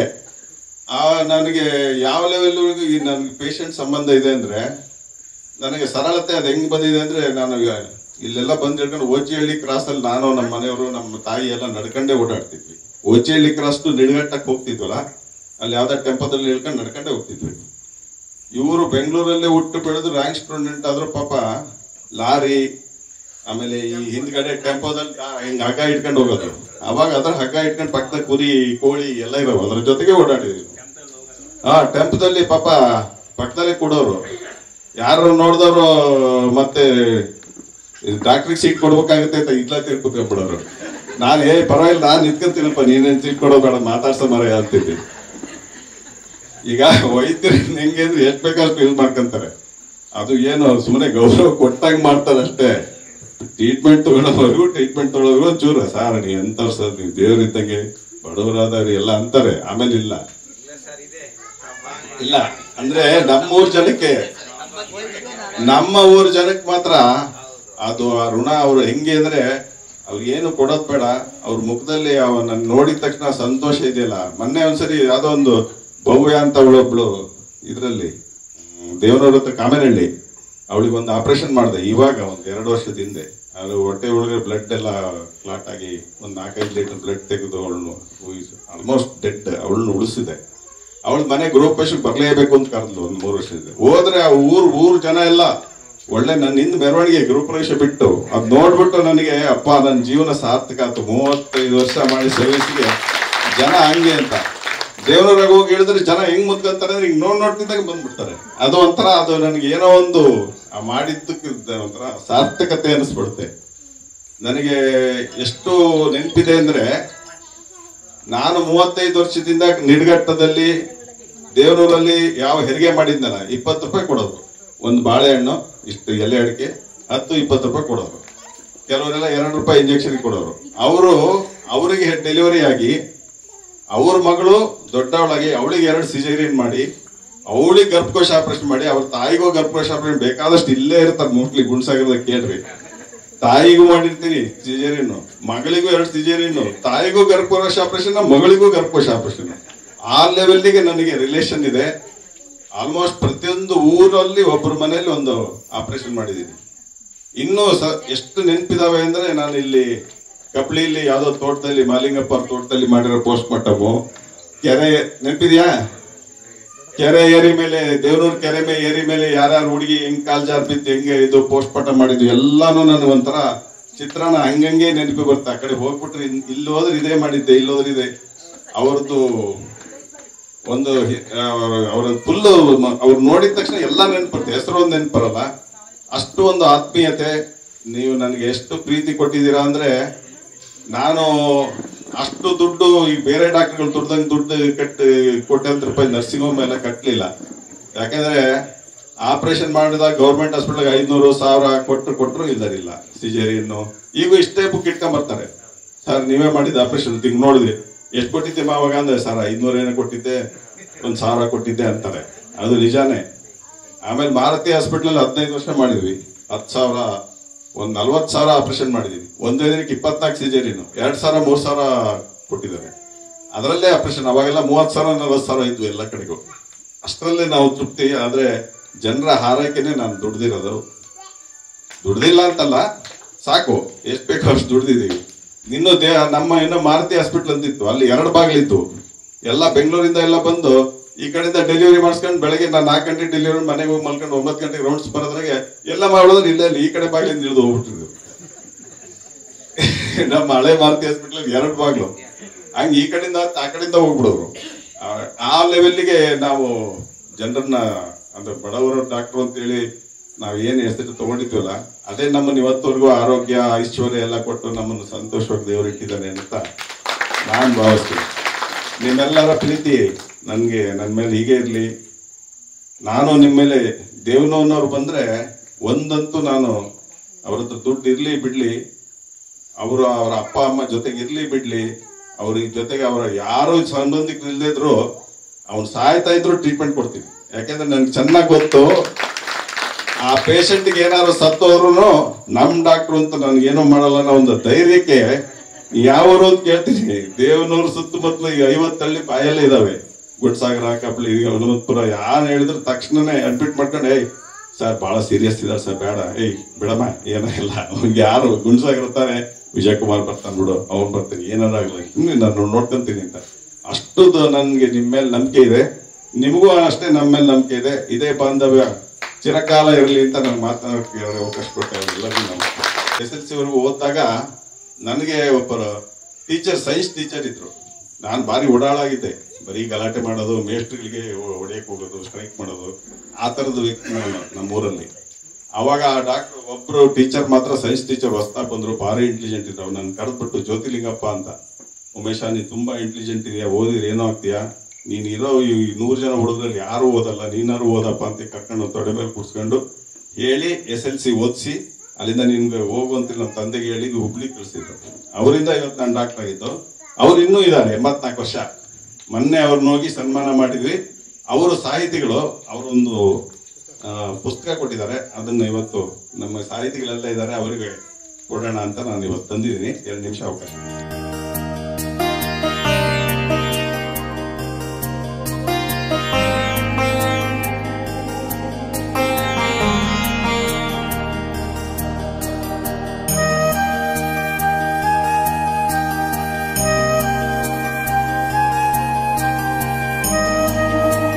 ನಾಡಿನ ಎಲ್ಲ ಸಂತ ಮಹಾಂತರನ್ನ ಮನದಾಳದಲ್ಲಿ ಪ್ರಾರ್ಥನೆ ಮಾಡಿಕೊಳ್ತಾ ಆ ಭಗವಂತನ ಆಶೀರ್ವಾದ ಸದಾ ವಿಶೇಷವಾಗಿ ಕೃಷಿ ಸಮೂಹದ ಮೇಲೆ ಇರಲಿ ಅಂತಕ್ಕಂಥ ವಿಶೇಷವಾದ ವಿನಂತಿಯನ್ನು ಮಾಡ್ತಾ, ಇದೊಳ್ಳೆ ಒಂದು ಅದ್ಭುತವಾದಂತಹ ರಸಗಳಿಗೆಯಲ್ಲಿ ಒಂದು ಆನಂದದ ಸಮಯದಲ್ಲಿ ನಾವು ಎಲ್ಲ ಸಮಾಗಮ ಆಗಿದ್ದೇವೆ. ಇಂಥ ಅದ್ಭುತವಾದಂತಹ ಹೃದಯ ಸ್ಪರ್ಶಿ ಗಳಿಗೆಯಲ್ಲಿ ನಮ್ಮ ಜೊತೆ ವೇದಿಕೆ ಮೇಲೆ ಆಸೀನರಾಗಿರ್ತಕ್ಕಂಥ ಸುಮಾ ಮೇಡಮ್ ಮತ್ತು ಉಮೇಶ್ ರಾವ್ ಬಂದಿರತಕ್ಕಂಥದ್ದು ನಮ್ಮ ಸಂತೋಷವನ್ನ ದುಪ್ಪಟ್ಟು ಮಾಡಿದೆ ಅಂತಕ್ಕಂಥ ಖುಷಿಯನ್ನು ಅವರೊಡನೆ ಹಂಚಿಕೊಳ್ತಾ, ಇಂತಹ ರಸದ ವಾತಾವರಣವನ್ನು ನಿರ್ಮಾಣ ಮಾಡ್ಲಿಕ್ಕೆ ಅದು ಮಾಡಿಕೊಟ್ಟಂತ ನಮ್ಮ ನಿಮ್ಮೆಲ್ಲರ ಯುವ ನಾಯಕರಾಗಿರ್ತಕ್ಕಂಥ ಅಪ್ಪಟ ಕೃಷಿಕರಾಗಿರ್ತಕ್ಕಂಥ ಸಾಮಾಜಿಕವಾದಂಥ ಜನಮುಖಿ ಚಿಂತನೆ ಇಟ್ಕೊಂಡಿರ್ತಕ್ಕಂಥ ವಿಜಯ್ ಕುಮಾರ್ ಅವರ ಅವಕಾಶದಿಂದ ಇಂಥ ಒಂದು ಮುಖಾಮುಖಿ ಆಗಿದೆ. ಹಾಗೆ ಭಗವಂತ ಅವರನ್ನು ಸದಾ ಸಂತೋಷವಾಗಿರಲಿ ಅಂತಕ್ಕಂಥ ಆಶಯದ ಮಾತುಗಳನ್ನು ಕೂಡ ಹೇಳಿ, ಈ ಕಾರ್ಯಕ್ರಮದಿಂದ ಅನೇಕರ ಪರಿಶ್ರಮ ಇದೆ. ಈಗಾಗಲೇ ನಮ್ಮನ್ನು ಮಾತಾಡಿದಂಥ ರೋಹನ್ ಭಾರ್ಗವ ಪುರಿ ಇನ್ನು ಬೆಳೀತಾ ಇರ್ತಕ್ಕಂಥ ಹುಡುಗ. ಇವತ್ತಿನ ಕಾಲದಲ್ಲಿ ಸಾಮಾನ್ಯ ಒಂದು ಮಾತು ಹೇಳ್ತೀವಿ, ಅಣ್ಣ ಕಾಲ ಕೆಟ್ಟಬಿಟ್ಟಿದೆ, ಹುಡುಗರು ಕೆಟ್ಟಬಿಟ್ಟಿದ್ದಾರೆ ಅಂತೇಳಿ. ಖಚಿತವಾಗಿ ಕಾಲ ಕೆಟ್ಟಿಲ್ಲ, ಹುಡುಗರು ಕೆಟ್ಟಿಲ್ಲ. ಹಾಗೇನಾದ್ರು ಅಲ್ಪ ಸ್ವಲ್ಪ ಕೆಟ್ಟಿದ್ರೆ ಆ ಕೆಟ್ಟಿರ್ತಕ್ಕಂಥ ಕಾಲವನ್ನು ಸರಿ ಮಾಡ್ತಕ್ಕಂಥ ನಿಟ್ಟಿನಲ್ಲಿ ಹಿರಿಯರ ಜವಾಬ್ದಾರಿ ಏನಿದೆ, ಒಂದು ಸಂಸ್ಕೃತಿಯ ಜವಾಬ್ದಾರಿ ಏನಿದೆ, ಒಂದು ಮಾಧ್ಯಮದ ಜವಾಬ್ದಾರಿ ಏನಿದೆ, ಒಂದು ಪ್ರಭುತ್ವದ ಜವಾಬ್ದಾರಿ ಏನಿದೆ, ಒಂದು ಶಾಲೆಯ ಜವಾಬ್ದಾರಿ ಏನಿದೆ, ಮಾಸ್ಟರ್ ಜವಾಬ್ದಾರಿ ಏನಿದೆ, ಹಿಂಗೆ ತಮ್ಮ ಜವಾಬ್ದಾರಿಗಳನ್ನ ಹೆಚ್ಚಿಸ್ತಾ ಆ ಮುಖೇನ ಕೆಟ್ಟಿರ್ತಕ್ಕಂಥ ಕಾಲವನ್ನು ಸರಿ ಮಾಡ್ಲಿಕ್ಕೆ ನಾವೇ ಸಿದ್ಧರಾಗ್ತಕ್ಕಂಥ ಒಂದು ವಿಶೇಷವಾದಂತ ಮಾಸ ಇದು ಶ್ರಾವಣ ಮಾಸ ಅಂತ ಹೇಳಿ ಪರಿಗಣಿಸಿ, ನಿಮ್ಗೆಲ್ಲ ಗೊತ್ತಿರೋ ಹಾಗೆ ಆಷಾಢ ಅಂದ್ರೆ ಅಲ್ಲಿವರೆಗೂ ಜಡ್ಡಿಗಟ್ಟಿ ಬಿಟ್ಟಿರುತ್ತೆ, ಒಂದು ರೀತಿ ಸ್ಟಾಗ್ನೆಟ್ ಆಗ್ಬಿಟ್ಟಿರುತ್ತೆ ಅಲ್ವಾ. ಯಾವುದೇ ಶುಭ ಕಾರ್ಯ ಮಾಡಲ್ಲ, ಇನ್ಯಾವುದೇ ಗೃಹ ಪ್ರವೇಶ ಮಾಡಲ್ಲ, ಏನೋ ಒಂದು ಸ್ಟಾಗ್ನೆಂಟ್ ಅಂತೇಳಿ. ಆ ಸ್ಟಾಗ್ನೆಂಟ್ ಕಳೆದ ಒಂದು ಮೂವ್ಮೆಂಟ್ ಪ್ರಾರಂಭ ಆಗ್ತಕ್ಕಂಥದ್ದು ಯಾವಾಗ ಅಂದ್ರೆ ಅದು ಶ್ರಾವಣ ಬಂದಾಗ ಅಂತೇಳಿ. ಅಲ್ಲಿ ಬಂದ ತಕ್ಷಣ ಎಲ್ಲ ಸ್ಟಾರ್ಟ್ ಆಗ್ತವೆ, ಗ್ರೂಪ್ ರೇಸ್ಗಳು ಸ್ಟಾರ್ಟ್ ಆಗ್ತವೆ, ಮದುವೆಗಳು ಸ್ಟಾರ್ಟ್ ಆಗ್ತವೆ, ದೇವಸ್ಥಾನಗಳಲ್ಲಿ ಭಜನೆಗಳು ಪ್ರಾರಂಭ ಆಗ್ತವೆ, ಮಠಗಳಲ್ಲಿ ತಪೋನುಷ್ಠಾನಗಳು ಪ್ರಾರಂಭ ಆಗ್ತವೆ. ಹಾಗೆ ಈ ಶ್ರಾವಣ ಅಂತ ಅರ್ಥವೇ ಶ್ರವಣ ಅಂತೇಳಿ, ಅಂದ್ರೆ ಕಿವಿ ಅಂತೇಳಿ. ಈ ಶ್ರಾವಣ ಮಾಸದಲ್ಲಿ ಕಿವಿಯ ಮೇಲೆ ಇಂಪಾದಂತಹ ನಮ್ಮ ಮೇಡಮ್ ಅವ್ರದ್ದು ಚಂದನ್ ಅವ್ರದಂತ ಗಾಯನ ಬೀಳಬೇಕು ಅಂತೇಳಿ, ಒಳ್ಳೆ ಸಾತ್ವಿಕವಾದಂತಹ ವಿಚಾರಗಳನ್ನು ನಾವು ಮೆಲುಕಾಗಬೇಕು ಅಂತೇಳಿ. ಇವೆಲ್ಲವೂ ಕೂಡ ನಮ್ಮ ಶ್ರವಣದ ಮೇಲೆ ಕಿವಿ ಮೇಲೆ ಬಿದ್ದಿದ್ದೆ ಆದ್ರೆ ನೆಕ್ಸ್ಟ್ ಬರ್ತಕ್ಕಂಥದ್ದು ಭಾದ್ರಪದ ಅಂತೇಳಿ. ಅಂದ್ರೆ ಮುಂದಿನ ಭವಿಷ್ಯದಲ್ಲಿ ಭದ್ರವಾದಂತಹ ಪಾದವನ್ನು ಊರ್ಲಿಕ್ಕೆ ಈ ತಿಂಗಳಲ್ಲಿ ನಾವು ಸಜ್ಜುಗೊಳ್ಳಬೇಕು ಅಂತೇಳಿ, ಈ ತಿಂಗಳಲ್ಲಿ ನಾವು ತಯಾರಾಗಬೇಕು ಅಂತೇಳಿ. ಇಂಥ ಅದ್ಭುತವಾದಂತ ನಮ್ಮ ಚಂದನ್ ನಮ್ಮ ರೋಹನ್ ಅವರು ಹೇಳಿದಾಗೆ ಭವಿಷ್ಯದ ಭರವಸೆಯನ್ನ ಇನ್ನಷ್ಟು ಖಾತ್ರಿಪಡಿಸಲಿಕ್ಕೆ ನಮ್ಮ ಪುರಾತನವಾದಂತಹ ಸನಾತನವಾದಂತಹ ಸಂಸ್ಕೃತಿ ಆಯೋಜನೆ ಮಾಡಿದಂತ ಕಾರ್ಯಗಳೇ ಇಂಥ ಧರ್ಮ ಅಂತಕ್ಕಂಥ, ಸಾಹಿತ್ಯ ಅಂತಕ್ಕಂಥ, ಸಂಸ್ಕೃತಿ ಅಂತಕ್ಕಂಥ ಇಂಥ ಪರಿಚ್ಛೇದಗಳು ಅಂತೇಳಿ. ಅದಕ್ಕೆ ಅನುಗುಣವಾಗಿ ನಮ್ದೊಂದು ಅಳಿ ಸೇವೆ, ಒಂದು ಚಿಕ್ಕ ಒಂದು ಆಶಾವಾದ ಅಂತೇಳಿ. ಎಸ್, ನಾವೇನ್ ಮಾಡೋಕ್ಕಾಗದೇ ಇದ್ರು ಸಮೇತ ಈ ಮುಖೇನ ಹೇಳ್ತಾರೆ, ಇಲ್ಲಣ್ಣ ಜನ ಕೂಡಿಡೋದು ಕಷ್ಟ ಅಂತ, ಜನ ಬರೋದು ಕಷ್ಟ ಅಂತಾರೆ. ಬದಲೇ ನಿಮ್ಗೆ ಗೊತ್ತಿದೆ, ಈಗಾಗಲೇ ನಮ್ಮ ಚಂದನ್ ಹಾಡು ಕೇಳಿದ್ರಲ್ಲ, ಏನ್ ನಮ್ಮ ಸಂಸ್ಕೃತಿ ಆಶಯ ಅಂತೇಳಿ. ಭಗವಂತ ನಮಗೆ ಕಣ್ ಕೊಟ್ಟಿರೋದು ಯಾಕೆ ಗೊತ್ತಾ ನಿಮಗೆ? ಏನೇನು ನೋಡ್ಬೇಕು ಅಂತಲ್ಲ. ನಮಗೆ ಕಿವಿ ಕೊಟ್ಟಿರೋದು ಅದಕ್ಕೆ ಏನೇನೋ ಕೇಳಬೇಕು ಅಂತಲ್ಲ. ನಮಗೆ ಕಾಲು ಕೊಟ್ಟಿರೋದು ಅದಕ್ಕೆ ಎಲ್ಲರಿಗೂ ಹೋಗ್ಬೇಕು ಅಂತಲ್ಲ. ಎಲ್ಲಿ ಹೋಗ್ಬೇಕು ಅಲ್ಲಿಗೆ ಕಾಲು ಹೋಗ್ಬೇಕ್ರಿ.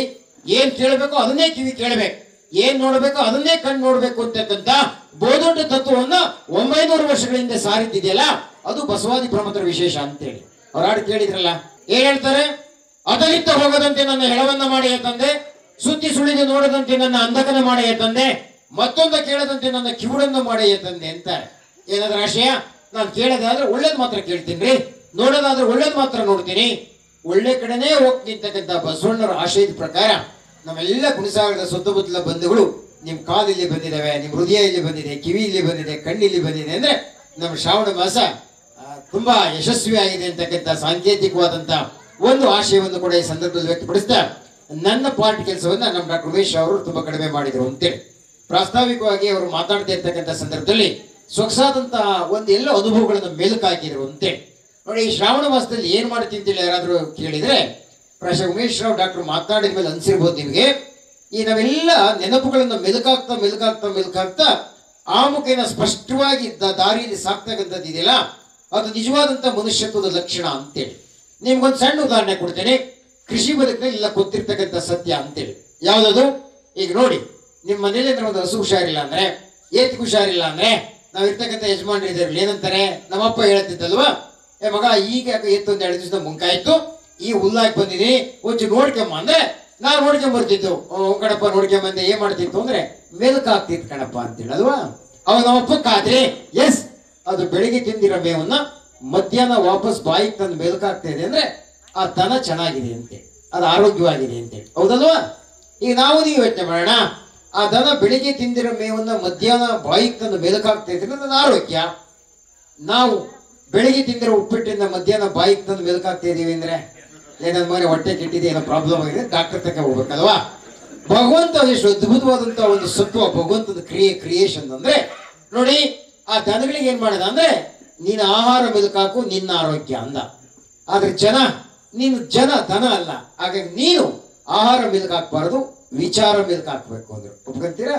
ಪ್ರಾಯಶಃ ವಿಚಾರ ಮೆಲುಕಾಗ್ತಕ್ಕಂಥ ಕಾರಣಕ್ಕೋಸ್ಕರ ನಮ್ ಡಾಕ್ಟರ್ ಹೇಳಿದ ಎಲ್ಲವೂ ನೆನಪಾದು ಅಂತೇಳಿ ಅವ್ರು ಹೇಳಿದ್ರು. ಪ್ರಾಯಶಃ ಎಷ್ಟು ನೋಡಿ, ಇವತ್ತಿನ ಸನ್ನಿವೇಶ ಹೆಂಗಾಗಿದೆ ಅಂದ್ರೆ, ಇಂಥ ಸಣ್ಣ ಸಣ್ಣ ಸಂಗತಿಗಳನ್ನು ಕೂಡ ಖುಷಿ ಪಡಬೇಕು ಅಂತಕ್ಕಂಥ ಸಂತಸದ ಮನಸ್ಸೇ ಬತ್ತಿ ಹೋಗ್ಬಿಟ್ಟಿದಲ್ರಿ. ಸಂತಸ ಪಡೋಕೆ ಎಷ್ಟು ಬಾರ್ಬರಿ ಬೇಕಾ ನಮಗೆ? ಹಿಂದೆಲ್ಲ ನಮ್ಮಪ್ಪ ಆಗ್ಲಿ, ವಿಜಯಕುಮಾರ್ ಅಪ್ಪಾರಾಗ್ಲಿ, ನಿಮ್ಮಜ್ಜರಾಗ್ಲಿ, ನಮ್ಮಜ್ಜರಾಗ್ಲಿ ಒಂದು ಸಣ್ಣವು ಕೂಡ ಸಂಭ್ರಮದಿಂದ ಆಚರಣೆ ಮಾಡ್ತಿದ್ರು ಅಲ್ವಾ? ಸಣ್ಣ ಸಂಗತಿಯಿಂದ ಕೂಡ ಖುಷಿ ಪಡ್ತಿದ್ರಲ್ವಾ? ನಿಮ್ಗೊಂದೇ ಒಂದು ಉದಾಹರಣೆ ಕೊಡ್ತೀನಿ, ಡಾಕ್ಟರ್ ಹೇಳಿ ಏನಂತೇಳಿ. ನಾವೇನೋ 40-45% ತೆಗೆದು ಡಾಕ್ಟರ್ ಆಗಿದ್ರಿ ಅಂದ್ರಲ್ಲ, ನೀವು ಗಮನಿಸ್ಬೇಕು ಬಂಧುಗಳೇ, ಇವತ್ತಿನ ಕಾಲದಲ್ಲಿ 96% ತೆಗೆದು ಇನ್ನು 3 ಬರಲಿಲ್ಲ ಅಂತೇಳಿ ಬಾವಿ ಬಿದ್ದಿರೋರು ನೋಡಿದೀವಿ ನಾವು. ಪರ್ಸೆಂಟೇಜ್ ಇನ್ನೂ ಸ್ವಲ್ಪ ಬರಲಿಲ್ಲ ಅಂತೇಳಿ ನೇಣಾಕಂಡ್ರ ನೋಡಿದೀವಿ. ನಿಮಗೆ ಅಂದ್ರೆ ಆ ರಸಗಳಿಗೆ ರಸಾನುಭವವನ್ನು ಅನುಭವಿಸ್ತಕ್ಕಂಥ ಆ ಸತ್ವದಿಂದಲೇ ಇವತ್ತು ಮನುಷ್ಯತ್ವ ಮಾಯ ಆಗ್ತಾ ಇದೆ ಅಂತ ಅನ್ಸುತ್ತಲ್ವ ನಿಮಗೆ? ಅವ್ರ ಆತ್ಮಬಲ ಕುಗ್ಗಿದೆ ಅಂತ ಅನ್ಸುತ್ತಲ್ವ ನಿಮಗೆ? ಕೇಳಿ ಡಾಕ್ಟರ್ನ. ನಾವು ನಮ್ಮ ಹಿಡ್ಗಡದಲ್ಲಿ ಓದ್ಬೇಕಾದ್ರೆ ನಾವು 6 ಜನ ಇದ್ದು ಪಾಸ್ ಆಗಿದ್ದರೆ ನಮ್ಮ ಚಟ್ನೆಲ್ಲ ಒಂದು 3 ಜನ ಪಾಸ್ ಆಗಿದ್ವಿ ಸರ್. ನಾವ್ ಹಿಂದೆ SLC ಮಾಡುವಾಗ ನಿಮಗೂ ಗೊತ್ತು ನಾವೇಂದ್ರ ಪಾಸ್ ಆಗಿದೀವಿ ಅಂದ್ರೆ ನಮ್ಮೂರಲ್ಲಿ ಯಾರೂ ಸಮೇತ ಮಗ ಪರ್ಸೆಂಟೇಜ್ ಎಷ್ಟು ಅಂತೇಳಿ ಯಾರು ಕೇಳಿರಲಿಲ್ಲ. ಕೇಳಿದಾರ? ಒಂದೇ ಒಂದು ಮಾತು ಕೇಳ್ತಿದ್ರು, ಮಗ ಎಲ್ಲವನ್ನೂ ಒಟ್ಟಿಗೆ ಮಾಡ್ಕೊಂಡ ಅಂತೇಳಿ. ಏನು ಅದ್ಭುತ ಅಲ್ವಾ? ಎಲ್ಲವನ್ನೂ ಒಟ್ಟಿಗೆ ಮಾಡ್ಕೊಂಡು ಅದೇ ದೊಡ್ಡ ಸಾಧನೆ ಅಂತೇಳಿ. ನಾವು 40-45% ತೆಗೆದ್ರು ನಮ್ಮೂರು ಮೇಷ್ಟ್ರನ್ನೆಲ್ಲ ಕರ್ಕೊಂಬಂದು ನಮ್ಮನೇಲಿ ಎಸ್ಸಿ ಅಂತೇಳಿ ಅವ್ರಿಗೆ ಸ್ವೀಟು ಖಾರ ಕಾಫಿ ಕೊಡೋದೇ ಹೇಳ್ತೀರಾ. ಆ ಸನ್ನಿವೇಶ ಎಷ್ಟು ಹಂಚ್ಕೊಂತಿದ್ವಿ. ಈಗ 96 ತಿಂಗಳು ಸಮೇತ ಸಂಭ್ರಮದಿಂದ ಇದ್ದಾರೆ. ಗಮನಿಸಿದ್ದೀರಾ ನಿಮಗೆ? ಅಂದ್ರೆ ಒಂದು ಕ್ಷಣವನ್ನ ಸವಿಲಿಕ್ಕೆ ಏನೆಲ್ಲ ಅವಕಾಶಗಳಿದೆ ಅಲ್ವಾ? ಈಗ ನೋಡಿ, ನಿಮಗೆ ಗೊತ್ತಿದೆ, ಗುಡ್ಸಾಗದಾಗ್ಲಿ, ಚಟ್ಟಳ್ಳಿದಾಗ್ಲಿ, ಬಿದಿರೆಲ್ಲಾಗ್ಲಿ, ಏನೇ ಆಗ್ಲಿ ರೀ, ಏನು ಅದ್ಭುತವಾದಂತ ಮನಸ್ಸಂಗೀತ ಹೇಗೆ ಸಂಭ್ರಮಿಸ್ತಿದ್ರು. ನಿಜಪ್ಪ, ಇವತ್ತಿನಂತ ಆಧುನಿಕವಾದಂತ ಭೌತಿಕ ಸೌಲಭ್ಯ ಇಲ್ಲೇ ಇದ್ರು ಸಮೇತ ಯಾರೋ ಒಂದು ಮನೆಗೆ ಗಂಡು ನೋಡಕ್ ಬಂದಿದ್ದಾರೆ, ಹೆಣ್ಣು ನೋಡಕ್ ಬಂದಿದ್ದಾರೆ ಆಗುತ್ತೆ ಅಂದ್ರೆ ನಿಮ್ಗೆ ಆಶ್ಚರ್ಯ ಆಗುತ್ತೆ. ಊರಿಗೆಲ್ಲ ಸಂಭ್ರಮ ಸುದ್ದಿ ಅಲ್ವಾ? ಯಾರಾದ್ರೂ ಮುಚ್ಚಿಡಕ್ ಆಗ್ತಿತ್ತಾ? ಇಲ್ಲ ಕಣ್ಣ, ಸೀಕ್ರೆಟ್ ಕಣ್ಣ ಬಂದ್ ಆಗ್ತಿರ್ಲಿಲ್ಲ. ಅದಲ್ಲ, ಇಂಥ ಮಂದಿ ಬಂದಿದ್ರಂತೆ, ಇಂಥವ್ರು ಬಂದಿದ್ರಂತೆ ಅಂದ್ರೆ ಆ ಸಂಭ್ರಮ ಹಂಚಿಗೆಂತಿದ್ರಲ್ವಾ?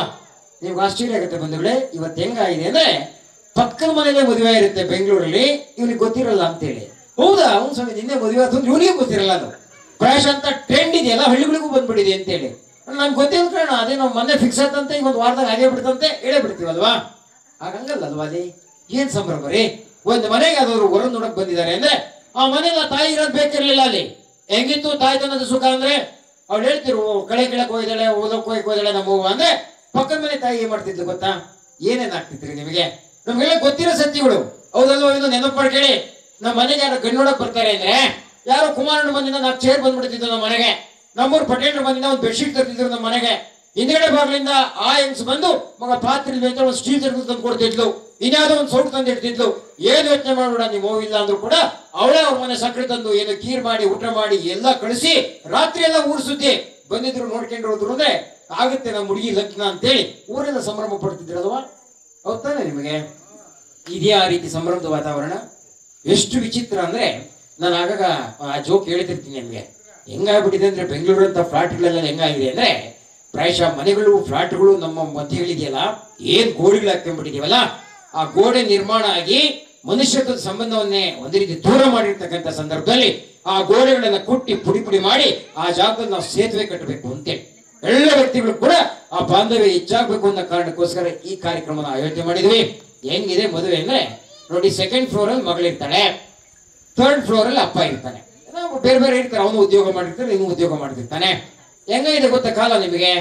ಒಂದ್ 2 ದಿವಸದ ಮೇಲೆ ಮಗಳ ಅಪ್ಪನಿಗೆ ಫೋನ್ ಮಾಡ್ತಾಳೆ. ಓ ಅಪ್ಪಾಜಿ, ಸಾರಿ ಅಪ್ಪಾಜಿ, ತಪ್ಪು ಮಾಡ್ಬಿಟ್ಟೆ ಅಪ್ಪಾಜಿ, ಎಂತ ಕೆಲಸ ಆಗ್ಬಿಡ್ತು, ಮರ್ತ್ಬಿಟ್ಟೆ ಅಂತೇಳಿ. ಏನ್ ಮಗಳೇ? ಅಪ್ಪಾಜಿ ಮೊನ್ನೆ ನನ್ ಮದುವೆ ಆಯ್ತು, ನಿನ್ಗೆ ಹೇಳೋದೇ ಮರ್ತ್ಬಿಟ್ಟೆ ಅಪ್ಪಾಜಿ, ಆ ಬಿಸಿ ಇದ್ದೆ ಮರ್ತೇ ಬಿಟ್ಟೆ ನಿಮ್ಮ ಮುಂದೆ ಅಂತೇಳಿ. ನಾನು ಮೊನ್ನೆ ನನ್ನ ಮಗನ ಮದುವೆ ಮಾಡಿ ದಿವಸಕ್ಕೂ ಯಾರು ಒಂದು 150 ಜನ ಫೋನ್ ಮಾಡ್ತಿರ್ತಾರೆ, ಅಣ್ಣ ನನಗೆ ಇನ್ವಿಟೇಷನ್ ಬರಲ್ಲ ಅಂತೇಳಿ. ನಾವ್ ಯಾರ್ಯಾರಿಗೂ ಪಾಪ ಬಂಧುತ್ವದಲ್ಲಿ ನಮ್ಮ ಫ್ರೆಂಡ್ ಸರ್ಕಲ್ ಅಲ್ಲಿ ಇನ್ವಿಟೇಷನ್ ಮರೆಯೋದು ಸಹಜ. ಅವಳು ಯಾರು ಮರ್ತಾಳೆ? ಅವ್ರ ಅಪ್ಪನೇ ಮರ್ತ್ಬಿಟ್ಟು ಹೇಳೆ, ಅಪ್ಪಾಜಿ ಸಾರಿ ಅಪ್ಪಾಜಿ ಮರ್ತ್ಬಿಟ್ಟೆ, ನಿಮ್ಗೆ ಇನ್ವಿಟೇಷನ್ ಕೊಡಕ್ಕಾಗಲ್ಲ, ಹೇಳಕ್ ಹೋಗಲ್ಲ, ಮದುವೆ ಆಗ್ಬಿಡ್ತು ಅಂತೇಳಿ. ಅವ್ರ ಅಪ್ಪನಿಗೂ ಇದು ಮಾಮೂಲು ಆಗ್ಬಿಟ್ಟಿತ್ತಲ್ಲ. ಪರವಾಗಿಲ್ಲ ಬಿಡು ಮಗಳಿಗೆ, ಚಿಂತೆ ಮಾಡ್ಬೇಡ, ಮರೆಯೋದು ಸಹಜವೇ, ಬಟ್ ಒಂದು ಕೆಲಸ ಮಾಡು, ಮುಂದಿನ ಸರಿ ಮದುವೆ ಆಗ್ಬೇಕು ಮಾತ್ರ ಮರ್ತಿರ್ತೀಯ ಅಂತೇಳಿ. ಇಂಥ ಕಾಲಘಟ್ಟಕ್ಕೆ ಬದುಕು ಬಂದಿರತಕ್ಕಂಥ ಸಂದರ್ಭದಲ್ಲಿ ಆ ಬದುಕಿಗೆ ಇರ್ತಕ್ಕಂಥ ಒಂದು ಅದ್ಭುತವಾದಂತ ಒಂದು ಗಮ್ಯ ಇದೆ ರೀ, ಅದ್ರಲ್ಲೊಂದು ಸ್ಟ್ರೆಂತ್ ಇದೆ ರೀ, ಅದ್ರಲ್ಲೊಂದು ಘಮ ಇದೆ ರೀ, ಅದ್ರಲ್ಲೊಂದು ಪರಿಮಳ ಇದೆ ರೀ. ಆ ಬದುಕನ್ನ ಪರಿಮಳಯುಕ್ತವಾಗಿ ಸುವಾಸನಯುಕ್ತವಾಗಿ ಘಮಘಮಿಸುವಂತೆ ಮಾಡ್ತಕ್ಕಂಥದ್ದು ಇದೆಯಲ್ಲ, ಅದು ಬದುಕಿನ ಲಕ್ಷಣ ಅಂತೆ. ನಾನು ಹೇಳಿ ಕೇಳಿ ಇವತ್ತು ವಿಷಯ ಆಯ್ಕೆ ಮಾಡ್ಕೊಳ್ಳಿಕ್ಕೆ ಕಾರಣ, ಇವತ್ತೇನ್ ನಮ್ಮ ಮನೆಗೆ ಆತಿಥ್ಯ ನಡೀತಿದೆ, ಇಲ್ಲಿ ಬಂದಿರತಕ್ಕಂಥ ಎಲ್ಲ ಅಗ್ರಗಣ್ಯರಿಗೂ ಕೂಡ ಒಂದು ಪುಟ್ಟದಾದಂತ ಫಲಿತಾಂಶ ಏನ್ ಕೊಡ್ತಾರೆ ನಿಮ್ಗೆ ಆಶ್ಚರ್ಯ. ತಾವೆಲ್ಲವೂ ಕೂಡ ವಿಶೇಷವಾಗಿ ವಿಜಯ್ ಕುಮಾರ್ ಅವರ ಶ್ರೀಮತಿಯವರ ಫಲದಿಂದ ಈ ನೆಲದಲ್ಲೇ ಉತ್ಪತ್ತಿ ಮಾಡಿರ್ತಕ್ಕಂಥ ಸ್ವಯಾರ್ಜಿತವಾದಂತ ತೆಂಗಿನಕಾಯಿ, ಸ್ವಯಾರ್ಜಿತವಾದಂತ ಅವಕಾಡೋ, ಬಟರ್ ಫ್ರೂಟ್, ಸ್ವಯಾರ್ಜಿತವಾದಂತ ಗುಲಾಬಿ ಹೂವು, ಎಲ್ಲೋ ಸ್ವಯಾರ್ಜಿತವಾದಂತ ದಾಳಿಂಬೆ. ಪ್ರಾಯಶಃ ಇದರಲ್ಲಿ ಲಾಭ ಅಂತಕ್ಕಂಥದ್ದು ನೆಕ್ಸ್ಟ್ ವಿಷಯ. ನಮ್ಮ ಪರಂಪರೆ ಅಂತಕ್ಕಂಥದ್ದು ಕೃಷಿಯನ್ನ ಖುಷಿಯಿಂದ ಮಾಡಿದ್ದು ಅಂತೆ ಅವ್ರು ಹೇಳಿದ್ರು. ನಮ್ಮ ರೋಹನ್ ಮಾತಾಡ್ಬೇಕಾದ್ರೆ ಏನ್ ಆಶ್ಚರ್ಯ ಅಂದ್ರೆ ಅವ್ರ ಬಾಯಿಂದ ಎಷ್ಟು ಸಡನ್ ಆಗಿ ಬಂತು ಅಂದ್ರೆ ಅದು ಕೃಷಿ, ಅದು ಋಷಿಯಿಂದ ಮಾಡ್ಕೊಂಡಿದ್ರಿ ಅಂದ್ರು. ಡೆಫಿನೆಟ್ ಆಗಿ ನೀನೇನಾದ್ರೂ ಖುಷಿಯಿಂದ ಕೃಷಿ ಮಾಡಿದ್ದೆ ಆದ್ರೆ ಆ ಕೃಷಿಕನೇ ಋಷಿ ಅಂತಕ್ಕಂಥದ್ದು ಇದೆಯಲ್ಲ, ಅದು ನಮ್ಮ ಸಂಸ್ಕೃತಿ ಹೆಚ್ಚಿಸಿದೆ ರೀ. ಏನ್ ಹೇಳ್ತಾರೆ, ಯಾರ್ಯಾರಿಗೆ ಋಷಿ ಇದ್ದಾರೋ ಇಲ್ಲೋ ಗೊತ್ತಿಲ್ಲ, ಆದ್ರೆ ನಮ್ಮ ಯೋಗಿ ನಮ್ಮ ಕುವೆಂಪುರವ್ರು ಏನ್ ಹೇಳ್ತಾರೆ, ಜಗದ ಕವಿ ಅವರು, ಯುಗದ ಕವಿ ಅವರು. ಯಾರು ಯೋಗಿ ಅಂತಾರೆ ಗೊತ್ತಾ ನಿಮಗೆ? ನೀವು ಹಾಡು ಕೇಳಿದ್ದೀರಾ, ಉಳುವ ಯೋಗಿಯ ನೋಡಲ್ಲಿ ಅಂತೇಳಿ. ಯೋಗಿ ಅಂದ್ರೆ ಋಷಿ ತಾನೆ. ಪ್ರಾಯಶಃ ಇಡೀ ಜಗತ್ತಿನಲ್ಲಿ ಪ್ರಾಯಶಃ ಕೃಷಿಕನನ್ನ, ಒಬ್ಬ ರೈತನನ್ನ ಋಷಿ ಅಂತೇಳಿ ಕರೆದಿರ್ತಕ್ಕಂಥದ್ದು ಇದೆಯಲ್ಲ, ಅದು ನಮ್ಮ ಸಾಹಿತ್ಯದ ವಿಶೇಷ ಅಂತೇಳಿ. ಆ ದಿಸೆಯಲ್ಲಿ ಖುಷಿಯಿಂದ ಕೃಷಿ ಮಾಡ್ತಾ ಇರ್ತಕ್ಕಂಥ ಈ ದಂಪತಿಗಳು, ಈ ಮನೆ ಅಂತಕ್ಕಂಥ ನಾವೆಲ್ಲ ಗಮನಿಸ್ತಾ ಹೋಗೋಣ. ಯಾವ ಕಾರಣಕ್ಕೂ ನಾವು ಮಾಡ್ತಾ ಇರ್ತಕ್ಕಂಥ ಕಾಯಕ ಇದೆಯಲ್ಲ ಅದು ಇಷ್ಟಪಟ್ಟು ಮಾಡಬೇಕು ಅಂತೇಳಿ. ಲಾಭ ಬಿಡಿ, ಅದು ಸೆಕೆಂಡ್ರಿ. ಅದು ನಾವೀಗ ಅನೇಕ ಸಂದರ್ಭದಲ್ಲಿ ಹೇಳ್ತಿರ್ತೀವಲ್ಲ, ನಿಜ ಬದುಕಿಗೆ ದುಡ್ಡು ಬೇಕು ಅಂತಕ್ಕಂಥದ್ದು ಖಚಿತವಾದ ಸತ್ಯ ರೀ. ಆದ್ರೆ ದುಡ್ಡೇ ಇತ್ತಂತವರೆಲ್ಲರೂ ಸುಖವಾಗಿದ್ದಾರೆ ಅಂತೇಳಿ ಯೋಚನೆ ಮಾಡಿ. ಯೋಚನೆ ಮಾಡ್ಬೇಕಲ್ವ ನಿಮಗೆ? ದುಡ್ಡು ಒಂದು ಸುಖಕ್ಕೆ, ನೆಮ್ಮದಿಗೆ, ಸಂತೋಷಕ್ಕೆ ಅದೊಂದು ಮೀಡಿಯಾ ಅಷ್ಟೇ, ಅದೊಂದು ಬೇಕಷ್ಟೇ. ಆದ್ರೆ ಅದೇ ಆತ್ಯಂತಿಕವಾದಂತ ಸತ್ಯ ಇಲ್ಲ. ಅದಕ್ಕೆ ಮೀರಿದಂತ ಸುಖವನ್ನ ಪ್ರಾಯಶಃ ಇಂಥ ಸಂಬಂಧದಲ್ಲಿ ಕಾಣಬೇಕು, ಇಂಥ ಪ್ರೀತಿಯ ಹಂಚುವಿಕೆಯಲ್ಲಿ ಕಾಣಬೇಕು ಅಂತೇಳಿ. ಏನ್ ಪ್ರೀತಿ ಹಂಚಬೇಕು? ನಾನು ಎಷ್ಟು ಸಂದರ್ಭದಲ್ಲಿ ಹೇಳಿದ್ದೀನಿ, ನಿಮಗೆ ಗೊತ್ತಿದೆ. ಒಂದು ಸಹಜವಾದ ಉದಾಹರಣೆ ಕೊಡ್ತೀನಿ. ದುಡ್ಡು ಇರ್ತಕ್ಕಂಥವರೆಲ್ಲ ಸುಖವಾಗಿರ್ಬೇಕು ಅನ್ನೋದೇ ಆದ್ರೆ, ಇಂಗ್ಲೆಂಡಿನ ರಾಣಿ ಡಯಾನಾ ಅವಳು ಸೂಸೈಡ್ ಮಾಡ್ಕೋಬೇಕಾಯ್ತಾ? ಮಹಾರಾಜ ಮಗಳು ಇವಳು. ಅಲ್ಲಿ ತನಕ ಓದ್ಬೇಡ, ದೊಡ್ಡ ಉದಾಹರಣೆ ಆಗುತ್ತಲ್ಲ ನಿಮಗೆ. ಸುಮ್ಮನೆ ಅರ್ಥ ಮಾಡ್ಕೊಳ್ಳಿ. ನಿಮಗೆ ನಾವು ನೀವೆಲ್ಲ ಬರೀ ಸುತ್ತರ್ಕೊಂಡ್ ಬಂದ್ವಿ ಅಂದ್ರೆ, ತಿರುಗಿ ಬಂದಿರ್ತೀವಿ ಅಂದ್ರೆ, ಅವ್ರು ಇರ್ತಕ್ಕಂಥ ಜಮೀನ್ ನೋಡ್ಲಿಕ್ಕೆ ನಮ್ಮ ಆಯಸ್ ಬೇಕು ಅಂತೇಳಿ ಅಷ್ಟು ಜಮೀನು ಹೊಡಿಯಿರ್ತೀವಿ. ಗೊತ್ತಾ ನಿಮಗೆ? 18,000 ಎಕರೆ ಕಾಫಿ ತೋಟ ನೋಡಿಯಾ? ಹೋಗಿ ನದಿ ನೀರಿಗೆ ಬಿದ್ದಿರೋದು ನೋಡಿರ್ತೀವಲ್ಲ ನಿಮಗೆ. ದುಡ್ಡೇ ಪ್ರಧಾನ, ಆಸ್ತಿನೇ ಪ್ರಧಾನ ಆದ್ರೆ ಸಾಯ್ಬೇಕಾಗಿತ್ತಾ? ಇನ್ನೂ ಒಂದು ಗಮನಿಸಿ, ನಿಮಗೆ ಹತ್ರದ ಉದಾಹರಣೆ ಕೊಡ್ತೀನಿ, ಸುಮ್ಮನೆ ಗಮನಿಸಿ. ನಿಮಗೆ ಹಿಂದ್ಗಡೆ ಮುಂದ್ಗಡೆ ಎಸ್ಕಾರ್ಟ್, ಅದ್ಭುತವಾದಂತ ಪೋಸ್ಟ್, ಏನು 100 ಎಕರೆ ತೋಟ, ಲೆಕ್ಕಿಲ್ಲದಷ್ಟು ಬಂಡವಾಳ, ಏನೆಲ್ಲ ಯೋಚನೆ ಮಾಡಿ. ಯಾವ್ದು ಕೇಳ್ತೀರ? ಪವರ್ ಸೆಂಟರ್, ಮನಿ ಸೆಂಟರ್ ಎಲ್ಲ ಹೋಯ್ತಿರವಲ್ಲ. ಆದ್ರೂ ಕೂಡ ರೈಲಿ ಡಿಕ್ಕಿ ಹೊಡಿತೀವಿ, ರೈಲಿ ಸಿಗ್ತೀವಿ ಅಂದ್ರೆ ಸುಮ್ಮನೆ ಗಮನಿಸಿ. ಪ್ರಾಯಶಃ ಎಲ್ಲವನ್ನು ಕೂಡ ನಾವು ಗ್ರಹಿಸ್ತಾ ದುಡ್ಡು ಬೇಕು, ಆಸ್ತಿ ಬೇಕು, ಇದೇ ಆತ್ಯಂತಿಕವಾದಂತ ಸತ್ಯ ಅಲ್ಲ. ಅದಕ್ಕೆ ಮೀರಿದಂತ ಒಂದು ಸತ್ಯ ಇದೆಯಲ್ಲ, ಅದು ನಮ್ಮ ಸಂಸ್ಕೃತಿ, ಅದು ನಮ್ಮ ಪರಂಪರೆ, ಅದು ನಮ್ಮ ಧರ್ಮ, ಅದು ನಮ್ಮ ಸಾಹಿತ್ಯ. ಇಂಥವುಗಳನ್ನ ಮೆಲುಕಾಕೋದಿದೆಯಲ್ಲ, ಮೆಲುಕಾಕ ಮುಖೇನ ಖಚಿತವಾಗಿ ನಮ್ಮ ಬಾಳಿಗೆ ಒಂದು ಭವ್ಯವಾದಂತ ಮಾರ್ಗ ಸಿಗುತ್ತೆ, ಒಂದು ದಿಕ್ಸೂಚಿ ಸಿಗುತ್ತೆ ಅಂತಕ್ಕಂಥದ್ದು ಇದೆಯಲ್ಲ ನಾವು ಕಂಡುಕೊಂಡಿರ್ತಕ್ಕಂಥ ಸತ್ಯ ಅಂತೇಳಿ ಹೇಳಿದೆ. ಕೃಷಿ ಯಾಕೆ ಕೊಟ್ಟೆ ಅಂದ್ರೆ, ಸುಮ್ಮನೆ ಗಮನಿಸಿ. ಇವತ್ತಿನ ಕೃಷಿ ಹಂಗೆ ಯಾಂತ್ರೀಕೃತವಾದಂತ ಪರಂಪರೆ ಅಲ್ಲ ನಮ್ದು. ಹೆಂಗ್ ಮಾಡ್ತಿದ್ದು ಕೃಷಿಯಿಂದ ಅಂದ್ರೆ ನಿಮ್ಗೆಲ್ಲ ಗೊತ್ತಿದೆ ಬಂಧುಗಳೇ. ನಾವೇನು ರಾಗಿ ಬಿತ್ತಬೇಕು ಅಂದ್ರೆ ನಮ್ಮವ್ವ ನಮ್ಮ ಅಜ್ಜಿ ಬೀಜದ ಕಾಳನ್ನು ಸಂಗ್ರಹ ಮಾಡ್ತಿದ್ರಲ್ವಾ? ಬೀಜದ ರಾಗಿ ಅಂತೇಳಿ, ಬೀಜದ ಹುಳ್ಳಿ ಕಾಳು ಅಂತೇಳಿ ಏನೇನು ಬಿತ್ತಬೇಕು ಅವರೆಲ್ಲ ಸಪರೇಟ್ ಸಂಗ್ರಹ ಮಾಡಿ ಬಿತ್ತೋ ದಿವಸ ಏನ್ ಸಂಭ್ರಮ ರೀ, ಏನ್ ಸಂಭ್ರಮ ಹೇಳಿ. ಆ ಬಿತ್ತ ಕಾಳನ್ನ ಬೆಳೆದಿದ್ದ ಕುಕ್ಕಿಗಿಟ್ಟು, ಆ ಕುಕ್ಕೆ ಮೇಲೆ ಒಂದು ಬೆನಕನ್ನಿಟ್ಟು, ರಂಗೋಲಿ ಬೆಳೆದು ಅದ್ರ ಮೇಲಿಟ್ಟು ಏನ್ ಸಂಭ್ರಮ ಅಂದ್ರೆ, ಕಿಚುಡಿ ಮಾಡ್ತಿದ್ವಿ, ಪಾಯಸ ಮಾಡ್ತಿದ್ವಿ, ಯಾರ್ಯಾರು ಗೆಡೆ ಮಾಡ್ತಿದ್ವಿ, ಆ ಬೆನಕನ್ ಗೆಡೆ ಮಾಡ್ತಿದ್ವಿ, ನೇಗ್ಲಿ ಗೆಡೆ ಮಾಡ್ತಿದ್ವಿ, ಎತ್ತಿನ ಪಾತ್ ಗೆಡೆ ಮಾಡ್ತಿದ್ವಿ, ಹೋಗಿ ಭೂಮಿ ಗೆಡೆ ಮಾಡ್ತಿದ್ವಿ. ಆಮೇಲೆ ಮುಂದ್ಗಡೆಯಿಂದ ನಮ್ಮಪ್ಪ ಬೆಸ ಹೊಡ್ಕೊಂಡು ಹೋಗ್ತಿದ್ದ, ಹಿಂದ್ಗಡೆ ಸಡ್ಡೆ ನಮ್ಮ ಅವ್ವ ಬಿತ್ಕೊಂಡು ಹೋಗ್ತಿದ್ಲಲ್ವಾ? ಏನ್ ಸಂಭ್ರಮ ರೀ. ಆ ಬಿತ್ತಿರ್ತಕ್ಕಂಥ ಕಾಳಿ ಮೇಲೆ ಫಸ್ಟ್ ಏನ್ ಬೆಳಿತಿತ್ತು? ಇವತ್ತಿನ ಡ್ರಿಪ್ ಇರಿಗೇಷನ್ ಇತ್ತ? ಯಾವ್ದು ಇಲ್ಲ. ಫಸ್ಟ್ ಬೆಳಿತಿದ್ದೇನು? ನಮ್ಮ ಅಪ್ಪನ್ ಬೆವರು ಬೀಳ್ತಾ ಇತ್ತ ಕಾಳಿ ಮೇಲೆ, ನಮ್ಮ ಅವ್ವನ್ ಬೆವರು ಬೀಳ್ತಾ ಇತ್ತ ಕಾಳಿ ಮೇಲೆ. ಆ ಬೆವರು ನೀರ್ಕೊಂಡಂತ ಕಾಳಿಗೆಲ್ಲ ಮನುಷ್ಯತ್ವ ಹೊತ್ಕೊಂಡು ಬೆಳೀತಾ ಇತ್ತು ಅಂತೇಳಿ, ಸಾತ್ವಿಕವಾದಂತ ಮೌಲ್ಯ ಹೊತ್ಕೊಂಡು ಬೆಳೀತಾ ಇತ್ತು ಅಂತೇಳಿ. ಆ ಬೆಳೆ ನೋಡ್ತಾ ಆ ಖುಷಿ ಪಡ್ತಿದ್ದ ಅಲ್ವಾ ಕೃಷಿಕ? ಏನ್ ಕೃಷಿಗೆ ಏನ್ ಕನೆಕ್ಷನ್ ಇದೆ ಹೇಳಿ? ನಿಮ್ಗೆ ಗೊತ್ತಿದೆ ಕುಮಾರ್, ದೀಪಾವಳಿ ಹಬ್ಬದ ದಿವಸ ಹೆಚ್ಚೊಂಬು ಅಂತೇಳಿ ಮಾಡ್ತಿದ್ವು ಅಲ್ವಾ? ಯಾಕೆ ಮಾಡ್ತಿದ್ವಿ? ಊರು ತುಂಬಾ ಈ ಬೆಳೆ ನಲವತ್ತರಿಗಲ್ಲ, ಹೆಚ್ಚಾಗ್ಬೇಕು. ಈ ಜಗತ್ತೇ ಬೆಳೆಯಿಂದ ಸುಖಿಯಾಗಬೇಕು ಅಂತಕ್ಕಂಥ ಕಾರಣಕ್ಕೋಸ್ಕರ ಹೆಚ್ಚೊಂಬೆ ಮಾಡ್ಕೊಂಡು ಆ ಹೆಚ್ಚೊಂಬಿಂದ ಪ್ರೋಕ್ಷಣೆ ಮಾಡ್ಕೊಂಡು ಬರ್ತಿದ್ವು ಅಲ್ವಾ? ಇವತ್ತಿನ ಬದುಕಿಗೆ, ಇವತ್ತಿನ ಮಕ್ಕಳಿಗೆ ಪರಿಚಯ ಇದೆ, ಗಮನಿಸಿ ನಿಮಗೆ. ಅಷ್ಟೇ ಅಲ್ಲ ಬಂಧುಗಳೇ, ಎಸ್, ಆ ಬೆಳೆದಿರತಕ್ಕಂಥ ರಾಗಿ ಕೊಯ್ಬೇಕು ಅಂದ್ರೆ ಸಂಭ್ರಮ ಅಲ್ವಾ? ಊರು ತುಂಬ ಸಂಭ್ರಮಿಸ್ತಿದ್ವು ಅಲ್ವಾ? ಮುಯ್ಯಾಳು ಮಾಡ್ಕೊಂತಿದ್ವಿ, ರಾಗಿ ಕೊಯ್ಯಕ್ ಹೋಗ್ತಿದ್ವಿ. ರಾಗಿ ಕೊಯ್ಬೇಕಾದ್ರೆ ಏನೇನು ಪೂಜೆ ಮಾಡ್ತಿದ್ವು? ನಿಮ್ಗೆ ಆಶ್ಚರ್ಯ ಆಗತ್ತೆ. ಫಸ್ಟ್ ಬೆಳೆ ಪೂಜೆ ಮಾಡ್ತಿದ್ವಿ, ಕುಡ್ಲಿಕ್ಕೆ ಪೂಜೆ ಮಾಡ್ತಿದ್ವಿ. ಇನ್ನೂ ಆಶ್ಚರ್ಯ ಅಂದ್ರೆ ನಾವು ಕುಯ್ತಕ್ಕಂಥ ಕುಡ್ಲು ಮಸ್ಗಂತಿದ್ವಲ್ಲ, ಮಸ್ಗಲ್ಲಿ ಪೂಜೆ ಮಾಡ್ತಿದ್ವಿ. ಗೊತ್ತಾ ನಿಮಗೆ? ಮಸ್ಗಲ್ಲಿ ಪೂಜೆ ಮಾಡಿ ನಾವು ಕೊಯ್ದು ಬಿಟ್ಟು ಆಮೇಲೆ ತಂದು ಬಣವೆ ಮಾಡ್ತಿದ್ವಲ್ಲ. ಏನಾಗ್ತಿತ್ತು? ಗುಣಸಾಗರದಲ್ಲಿ ಒಂದು ಬಣವೆ ಕೊಟ್ಟಿದ್ದಾರೆ ಅಂದ್ರೆ ಆ ಊರಿನ ಶ್ರಮದ ಸಂಕೇತ ಅದು, ಆ ಊರಿನ ಪರಿಶ್ರಮದ ಸಂಕೇತ ಅದು, ಆ ಊರಿನ ಆರ್ಥಿಕ ಪ್ರಗತಿಯ ಸಂಕೇತ. ಅಣ್ಣ ನಾಗರಾಜ್ ನೋಡೋಣ, ಒಂದು 50 ಬಣವೆ ನೋಡ್ಬೇಕು ಅಂದ ಅಣ್ಣ. ಅದ್ ನೋಡಿದ ಗುಣಸಾಗರ ನೋಡಿ 70. ಅಣ್ಣ ಇವ್ರದ ಅಣ್ಣ 8 ಬಾರ್ ಬಣವೆ ಕಾಣ. ನೋಡೋದೇ ಒಂದ್ ಚಂದ ಅಲ್ವಾ ಅದು? ಏನ್ ಖುಷಿಯ ಬಣವೆ. ಮತ್ತೇನ್ ಪೂಜೆ ಮಾಡ್ತಿದ್ವಿ? ನಮಗೆ ಸಂಕ್ರಾಂತಿ ದಿವಸ ಬಣವೆ ಪೂಜೆ ಅಂತೇಳಿ ಮಾಡ್ತಿದ್ವಿ. ಗೊತ್ತಾ ನಿಮಗೆ? ಬಣವೆ ಪೂಜೆ ಮಾಡೋರು ನಾವು ಕಣಸುಕ್ಕಿ ಮಾಡ್ತಿರಲ್ಲ ಅಂತೇಳಿ ಬಂದಿಗಳೇ 2 ಶಬ್ದದಲ್ಲಿ ಕರೀತಿದ್ವಿ ಅದನ್ನ ಕಣ ಅಂತೇಳಿ. ಏನ್ ಕಣ ಅಂದ್ರೆ 2 ಅಕ್ಷರ ಶಬ್ದನ ಅದು. ಕಣ ಅಂದ್ರೆ ರೈತರ ತಪಸ್ಸಿನ ಕಾಯಕ ಕ್ಷೇತ್ರ ಅಂತೇಳಿ, ಅದೊಂದು ತಪೋಭೂಮಿ ಅಂತೇಳಿ. ನಿಮ್ಗೆಲ್ಲ ಗೊತ್ತಿದೆ. ನಾವ್ ಯಾರೂ ಕೂಡ ಚಪ್ಪಲಿ ಹಾಕೊಂಡು ಕಣದೊಳಗಡೆ ಪ್ರವೇಶ ಮಾಡ್ತಿರ್ಲಿಲ್ಲ. ಚಪ್ಪಲಿ ಹೊರಗೆ ಬಿಟ್ಟು ಕಣಕ್ ನಮಸ್ಕಾರ ಮಾಡಿ ಒಳಗಡೆ ಪ್ರವೇಶ ಮಾಡ್ತಿತ್ತು ಅಂತೇಳಿ. ಸರಿ, ಅದಾದ್ಮೇಲೆ ಹುಲ್ಲಾಗ್ತಿತ್ತು, ಹುಲ್ಲಕ್ ಬಡಿತಿದ್ವಿ, ರೋಡ್ಗೆಲ್ಲ ಮಾಡ್ತಿದ್ವಿ, ಕಾಳು ಮಾಡ್ತಿದ್ವಿ. ಚಪ್ಪಲಿ ಬಿಟ್ಟುಕೊಂಡು ಕಣದೊಳಗಡೆ ಪ್ರವೇಶ ಮಾಡದೇ ಇರ್ತಕ್ಕಂಥ ಖುಷಿ ಸಂಸ್ಕೃತಿಯಲ್ಲಿ ಈ ಕಣದ ಕಲ್ಪನೆ ಇಲ್ಲದೆ ನಮ್ಮ ವಿಜಯಕುಮಾರ್ ಮಾಡಿಸಿರ್ತಕ್ಕಂಥ ಟಾರ್ ರೋಡೇ ಕಣ ಆಗಿರ್ತಕ್ಕಂಥ ಸಂದರ್ಭದಲ್ಲಿ ಆ ರೋಡಲ್ಲಿ ಏನೇನು ಹತ್ತದವ್ರಿ, ಚಪ್ಪಲಿ ಬಿಟ್ಟು ಹೊರಗೆ ಹೋಗ್ತಿದ್ವಲ್ಲ ನಾವು. ಅದ್ರ ಮೇಲೆ ಟೈರು, ಆ ಟ್ರ್ಯಾಕ್ಟರ್ ಟೈರು, ತಾಯಿದು ಬರೋ ಟೈರು ಯಾವ್ಯಾವ್ದ್ರ ಮೇಲೆ ಹತ್ತಿಗೆ ಬಂದಿರುತ್ತೆ, ಹೆಂಗೆ ಹತ್ತಿರುತ್ತೆ. ನಮ್ಮೊಂದು ಆಹಾರ ಸಂಸ್ಕೃತಿ ಅಂತಿದೆ ಅಲ್ವಾ. ಪ್ರಾಯಶಃ ನಾವು ತಯಾರು ಮಾಡ್ತಾ ಇರ್ತಕ್ಕಂಥ ಬೆಳೀತಕ್ಕಂಥ ಕಾಳನ್ನ ಕಾಳು ಮಾಡ್ಬೇಕಾದ್ರೆ ಆ ಸಾತ್ವಿಕ ಭಾವ ಇದೆಯಾ? ಹೆಂಗಿತ್ತು ನಮ್ಮಲ್ಲಿ ಕೃಷಿ ಸಂಸ್ಕೃತಿ ಅಂದ್ರೆ, ನಾವೆಲ್ಲ ಕಾಳು ಮಾಡಾದ್ಮೇಲೆ ರೋಣದಲ್ಲಿ ಪೂಜೆ ಮಾಡ್ತಿದ್ವಿ ಅಲ್ವಾ ನಾವು. ಅದಾದ್ಮೇಲೆ ರಾಶಿ ಮಾಡ್ಬಿಟ್ರೆ ರಾಶಿ ಮೇಲೆ ಒಂದು ನೆರ್ಕೋದಿಟ್ಟು ರಾಶಿ ಪೂಜೆ ಮಾಡ್ತಿದ್ವಿ ಅಲ್ವಾ. ಯಾರಾದ್ರೂ ಮನೇಲಿ ರಾಶಿ ಪೂಜೆ ಮಾಡಿದ ತಕ್ಷಣ ಇಡೀ ರಾಶಿನ ಏಕ್ದಮ್ ಮನೆಗೆ ತಂದಿದೀವ ನಾವು? ತಂದಿಲ್ಲ ಅಲ್ವಾ. ಏನ್ ಮಾಡ್ತಿತ್ತು, ಅಯ್ಯೋ ದಾಸರಿಗಳಿದ್ದಾರೆ, ಬಾಲ ಬರಿದಿದ್ದಾರೆ, ನಮ್ಮೂರು ತಳವಾರಿದ್ದಾರೆ, ಫಸ್ಟ್ ಅವ್ರಿಗೆ ಕೊಡಿ ಅಂತೇಳಿ ಮೊದಲಲ್ಲಿ ಅವ್ರಿಗೆ ದಾನ ಕೊಟ್ಟು ಆಮೇಲೆ ತಂದು ಮನೆಯಲ್ಲಿ ನಮ್ಮ ತಡಿಕಿಗೋ ಪಣತಕ್ಕೋ ತುಂಬಿಸ್ಕೊಂತ ಇದ್ರು ಅಲ್ವಾ. ಏನ್ ಖುಷಿಗಳಿಗೆ ಅಲ್ವಾ, ಏನು ಅದ್ಭುತವಾದಂತ ರಸಗಳಿಗೆ ಅಲ್ವಾ. ಯಾವ ಫಿಲಾಸಫಿ ಹೇಳಿತ್ತು ಅವ್ರಿಗೆ, ನೋಡಪ್ಪ ನೀನ್ ದುಡಿದಿರೋದು ನೀನಷ್ಟೇ ಇಲ್ಲ, ಬೇರೆಯವ್ರಿಗೂ ಬೇಕು ಅಂತ. ನನ್ನ ಮೊನ್ನೆ ಒಂದು ಜಾನಪದದ ಕತೆ ಓದ್ತಾ ಇದ್ದೆ, ಒಂದು ಪುಸ್ತಕ ಓದ್ತಾ ಇದ್ದೆ. ಏನು ಅದ್ಭುತವಾದ ಸ್ವಾರಸ್ಯ ಇದೆ ಅಂದ್ರೆ, ನೀವು ಗೊತ್ತಿರ್ಬೋದು ನಿಮಗೆ, ನಾವು ಕೂರ್ಗೆ ಬಿತ್ತಬೇಕಾದ್ರೆ ಸಡ್ಡೆಲ್ ಬಿತ್ತೋದು ಬೇರೆ, ಕೂರ್ಗೆನೆ ಬೇರೆ. ಕೂರ್ಗೆ ದಾಳ ಗೊತ್ತಲ್ಲ ಸರ್ ನಿಮ್ಗೆ. ಆ ಕೂರ್ಗೆ ದಾಳದಲ್ಲಿ ನಮ್ಮ ಮಲ್ಲವ್ವ ಅಂತಿತ್ತು, ಕರೆಕ್ಟ್ ಆಗಿ ಆ ಶಂಕದ ಮೇಲೆ ಕಾಳು ಬಿದ್ರೆ ಏನು ಇಂಚ್ಗೊಂದು ಕಾಳ್ರಿ. ಯಾವ ಎಕ್ಸ್ಪರ್ಟೈಸ್, ಯಾವ ಇಂಜಿನಿಯರಿಂಗ್ ಕಮ್ಮಿ ನಮ್ಮ ಅಜ್ಜಿ, ಯಾವ ಇಂಜಿನಿಯರಿಂಗ್ ಕಮ್ಮಿ. ನಿಮ್ಗೆಲ್ಲ ಗೊತ್ತಿದೆ, ಇಲ್ಲಿಂದ 10 ಕಿಲೋಮೀಟರ್ ಮಾರು ಅಂತೇಳಿ ಒಂದೊಂದು ಹೊಲಗಳು ಅವಾಗ ಈ ಕಡೆಯಿಂದ ಹೊಡೆದ್ರೆ ನೀವು ಯಾವ ರೈಲ್ವೆ ಟ್ರ್ಯಾಕ್ ಇರ್ತಿರ್ಲಿಲ್ಲ, ಹಂಗ್ ಹೊಡಿತಿದ್ದ. ನಮ್ಮಲ್ಲಿ ನಂಜುಂಡಣ್ಣ ಅಂತೇಳಿ ನಮ್ಮ ಚಿಕ್ಕಪ್ಪರ ಬ್ಯಾಸ ಹೊಡೆದ್ಬಿಟ್ರೆ, ಕೂರ್ಗೆ ಹೊಡೆದ್ಬಿಟ್ರೆ, ಆ ಉಸ್ತಾಳ ಅಂತ ಒಂದು ಹಾಕ್ಯಣ್ಣ ಗೊತ್ತಲ್ಲ ಸರ್, ಉಸ್ತಾಳ ಹಾಕ್ಯಂಡು ಹೊಡೆದ್ಬಿಟ್ರೆ ಯಾವ ಇಂಜಿನಿಯರು ಡಯಾಗ್ರಾಮ್ ಅಲ್ಲಿ ಒಂದು ಲೈನ್ ಹೇಳಕ್ ಆಗ್ತಿರ್ಲಿಲ್ಲ. ನಮ್ಮವ್ವ ನಮ್ಮ ಅಜ್ಜಿ ಆ ಶಂಕದ ಮೇಲೆ ಬೀಳಕ್ ಕಾಳು ಬಿತ್ತತಾ ಹೋದ್ರೆ ಎಲ್ಲಾರು ಒಂದ್ ಕಡೆ 2 ಕಾಳು ಬಿಡ್ಬೇಕೆ. ನಾನು ಯೋಚನೆ ಮಾಡ್ತಾ ಇದ್ದೆ, 3 ಕೂರ್ಗೆ ಲಾಳ ಇರ್ತಿದ್ವಲ್ಲ.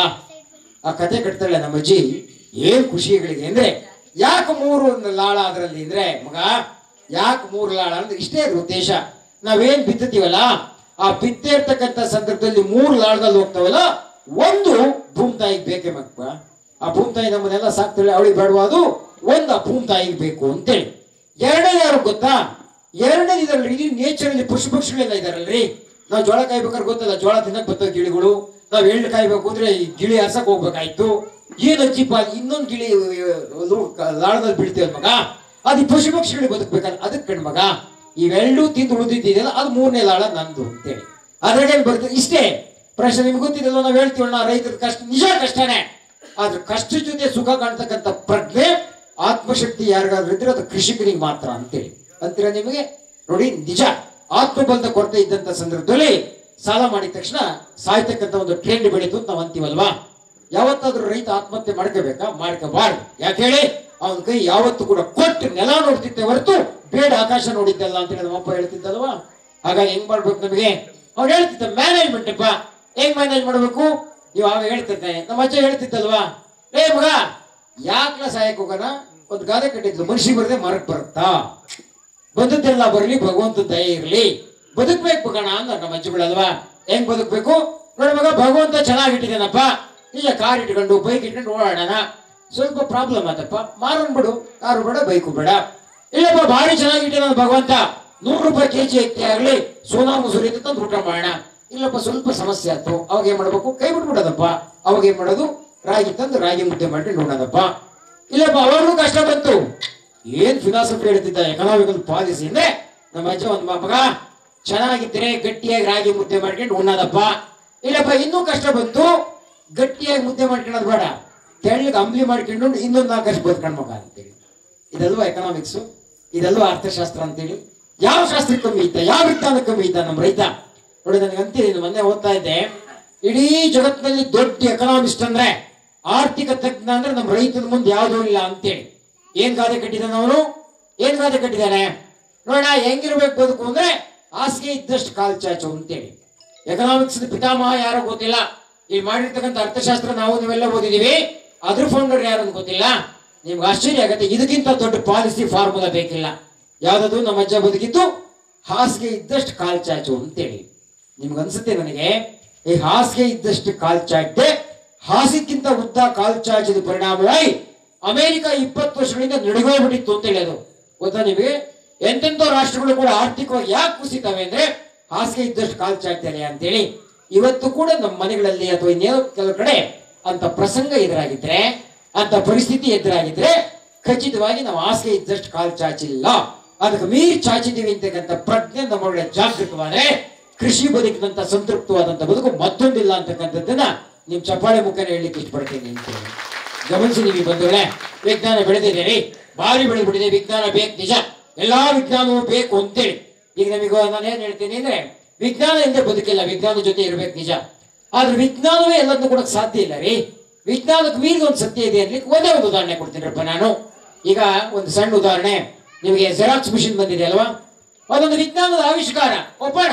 ನಾನು ಏನಾರ ಒಂದು ಪೇಪರ್ ಕೊಟ್ಬಿಟ್ರೆ ಒಂದು 10 ಪೇಪರ್ ಕೊಡುತ್ತೆ, 100 ಪೇಪರ್ ಬೇಕು ಅಂದ್ರೆ ಅಂಥದೇ ಪೇಪರ್ ಕೊಡುತ್ತೆ. ಅದು ಜೆರಾಕ್ಸ್ ಮಿಷಿನ್ ಅನ್ವೆನ್ಷನ್, ಅದೊಂದು ವಿಜ್ಞಾನ. ಅದು ನಾನ್ ಚಾಲೆಂಜ್ ಮಾಡ್ತೀನಿರಪ್ಪ, ಆ ಜೆರಾಕ್ಸ್ ಮಿಷಿನ್ ವಿಜ್ಞಾನಿ ಕಂಡುಹಿಡಿದನಲ್ಲ, ವಿಜ್ಞಾನದಿಂದ ಬಂದಿರತಕ್ಕಂಥ ಪರಿಕರ ಅದು. ಅದು ಜೆರಾಕ್ಸ್ ಮಿಷಿನ್ ನಾನು ಪೇಪರ್ ಕೊಟ್ಟರೆ ಗ್ಯಾರಂಟಿ ಪೇಪರ್ ಕೊಡುತ್ತೆ. ನಾನು ಹಂಗೆ ಕೇಳಲ್ಲಪ್ಪ, ಪೇಪರ್ ಕೊಟ್ಟರು ಪೇಪರ್ ಕೊಡೋದೇ ಭಾರಿ ದೊಡ್ಡದಲ್ಲ. ನಾನೊಂದು ಟೊಮೊಟೊ ಹಣ್ಣು ಕೊಡ್ತೀನಪ್ಪ, ಅಂಥದ್ದೇ ಒಂದು ಟೊಮೊಟೊ ಹಣ್ಣು ಕೊಡ್ಲಿ ಜೆರಾಕ್ಸ್ ಮಿಷಿನ್ ಕೊಡುತ್ತಾ? ಕೊಡಕ್ಕಾಗಲ್ಲ ಅಲ್ವಾ? ಆ ಟೊಮೊಟೊ ಹಣ್ಣು ಬೇಕು ಅಂದ್ರೆ ಏನ್ ಮಾಡ್ಬೇಕು? ವಿಜ್ಞಾನಕ್ಕೆ ಸಾಧ್ಯ ಇಲ್ಲ. ನಮ್ಮ ನೆಲ ಸಂಸ್ಕೃತಿ ಇದೆಯಲ್ಲ, ಅಲ್ಲಿ ಕುಮಾರಣ್ಣ, ವಿಜಯ ಕುಮಾರಣ್ಣ ಬಿತ್ತಲೇಬೇಕು ಅಂತೇಳಿ, ಸೊಸಿ ಮಾಡ್ಲೇಬೇಕು ಅಂತೇಳಿ, ಅದಕ್ಕೆ ನೀರೆರಿಬೇಕು ಅಂತೇಳಿ ಆ ಮುಖೇನ ಬೆಳೆದು, ಇದು ಕೃಷಿ ಸಂಸ್ಕೃತಿಯ ವಿಶೇಷ ಅಂತೇಳಿ. ಯಾವುದೇ ಸಂಸ್ಕೃತಿ, ಯಾವುದೇ ವಿಜ್ಞಾನ, ಯಾವುದೇ ಪದವಿ, ಯಾವುದೇ ಶಾಸ್ತ್ರ ಸೋದ್ರೂ ಕೂಡ ನಮ್ಮ ನೆಲದಲ್ಲಿ ಕೃಷಿ ಶಾಸ್ತ್ರ ಸೋಲಲ್ಲ, ಕೃಷಿ ಬದುಕು ಸೋಲಲ್ಲ ಅಂತೇಳಿ. ಇವತ್ತು ಬಿಡಿ ತಾತ್ಕಾಲಿಕವಾಗಿ ಮಾತು ಹೇಳ್ತಾರೆ, ಒಂದು ಸತ್ಯ ಘಟನೆಗಳನ್ನು ಹೇಳ್ತೀನಿ. ನಿರಂತರವಾಗಿ ಶಾಶ್ವತವಾಗಿ ಖುಷಿ ಬಯಸ್ತಕ್ಕಂಥವ್ರು ಯಾರಾದರೂ ಇದ್ರೆ ನೆಲ ಪ್ರೀತಿ ಮಾಡಿ, ನೆಲ ನಂಬಿ, ಆ ನೆಲದ ವಾರಸ್ದಾರರಾಗಿ ನಿಮ್ಮ ಮಕ್ಕಳು ಮೊಮ್ಮಕ್ಕಳು ಯಾರಾದ್ರೂ ಒಬ್ಬನ್ ಬಿಡಿ ಅಂತೇಳಿ. ಯಾಕೆ ಹೇಳ್ತೀನಿ ಗೊತ್ತಾ ನಿಮಗೆ? ಮುಂದೊಂದು ದಿನ ಈಗಲೇ ಬಂದ್ಬಿಟ್ಟಿದೆ ಸರ್, AI ಅಂತೇಳಿ ಬಂದಿದೆ, ಆರ್ಟಿಫಿಷಿಯಲ್ ಇಂಟೆಲಿಜೆನ್ಸ್.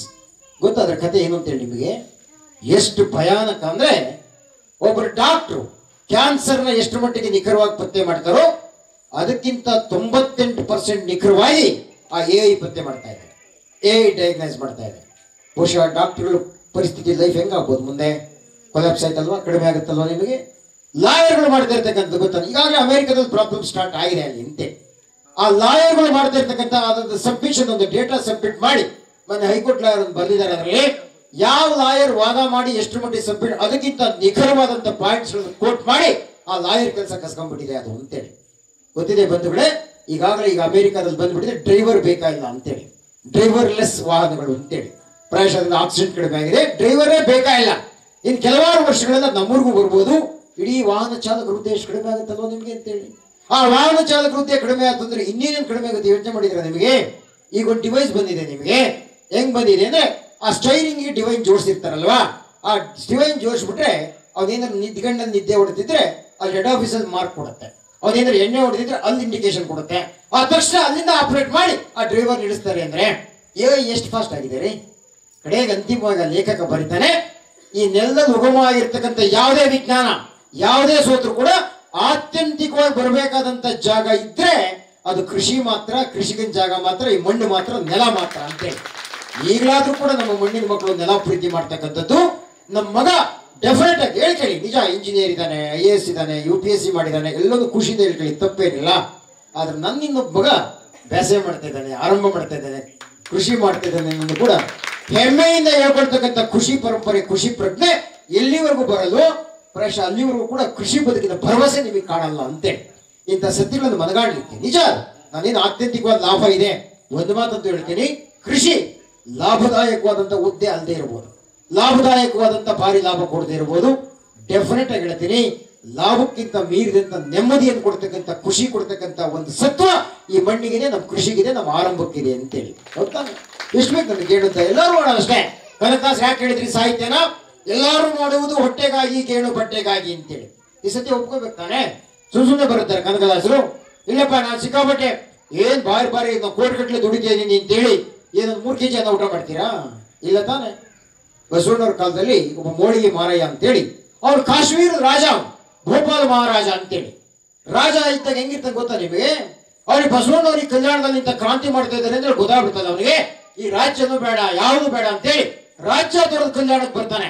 ಮಹಾದೇವ್ ಭೂಪಾಲ ಅಂತೇಳಿ ಬಂದು ಏನ್ ಮಾಡ್ತಾನೆ, ನಾನು ಕೃಷಿ ಕಾಯಕ ಮಾಡ್ತೀನಿ, ಈ ಮಹಾಮನೆಗೆ ಬೇಕಾದಂತ ಸೌದೆ ಕಡ್ಕೊಂಡ್ ಬಂದ್ಬಿಡ್ತೀನಿ, ಆ ಕೆಲಸ ಕೊಡಿ ಅಂತೇಳಿ ಆ ಕೆಲಸದಲ್ಲಿ ನಿರತನಾಗ್ತಾನೆ.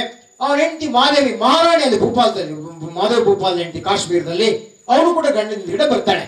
ಪ್ರಾಯಶಃ ಮಹಾರಾಜನಾಗಿ ಬಂದ ಮೇಲೆ ಆ ಕೃಷಿ ಕಾಯಕವನ್ನು ಒಪ್ಪಿ ಆ ಕಾಯಕದಲ್ಲೇ ಕೈಲಾಸವನ್ನು ಕಂಡು ಅನುಭವ ಉಂಟಿರ್ತದೆ. ತನ್ನೆಲ್ಲ ಅನುಭವ ಹೇಳ್ತಾ ಒಂದು ಅಪರೂಪದ ವಚನ ಬರೆದಿರಿ, ಗಮನಿಸ್ಬೇಕು ನಿಮಗೆ ಅಂತೇಳಿ.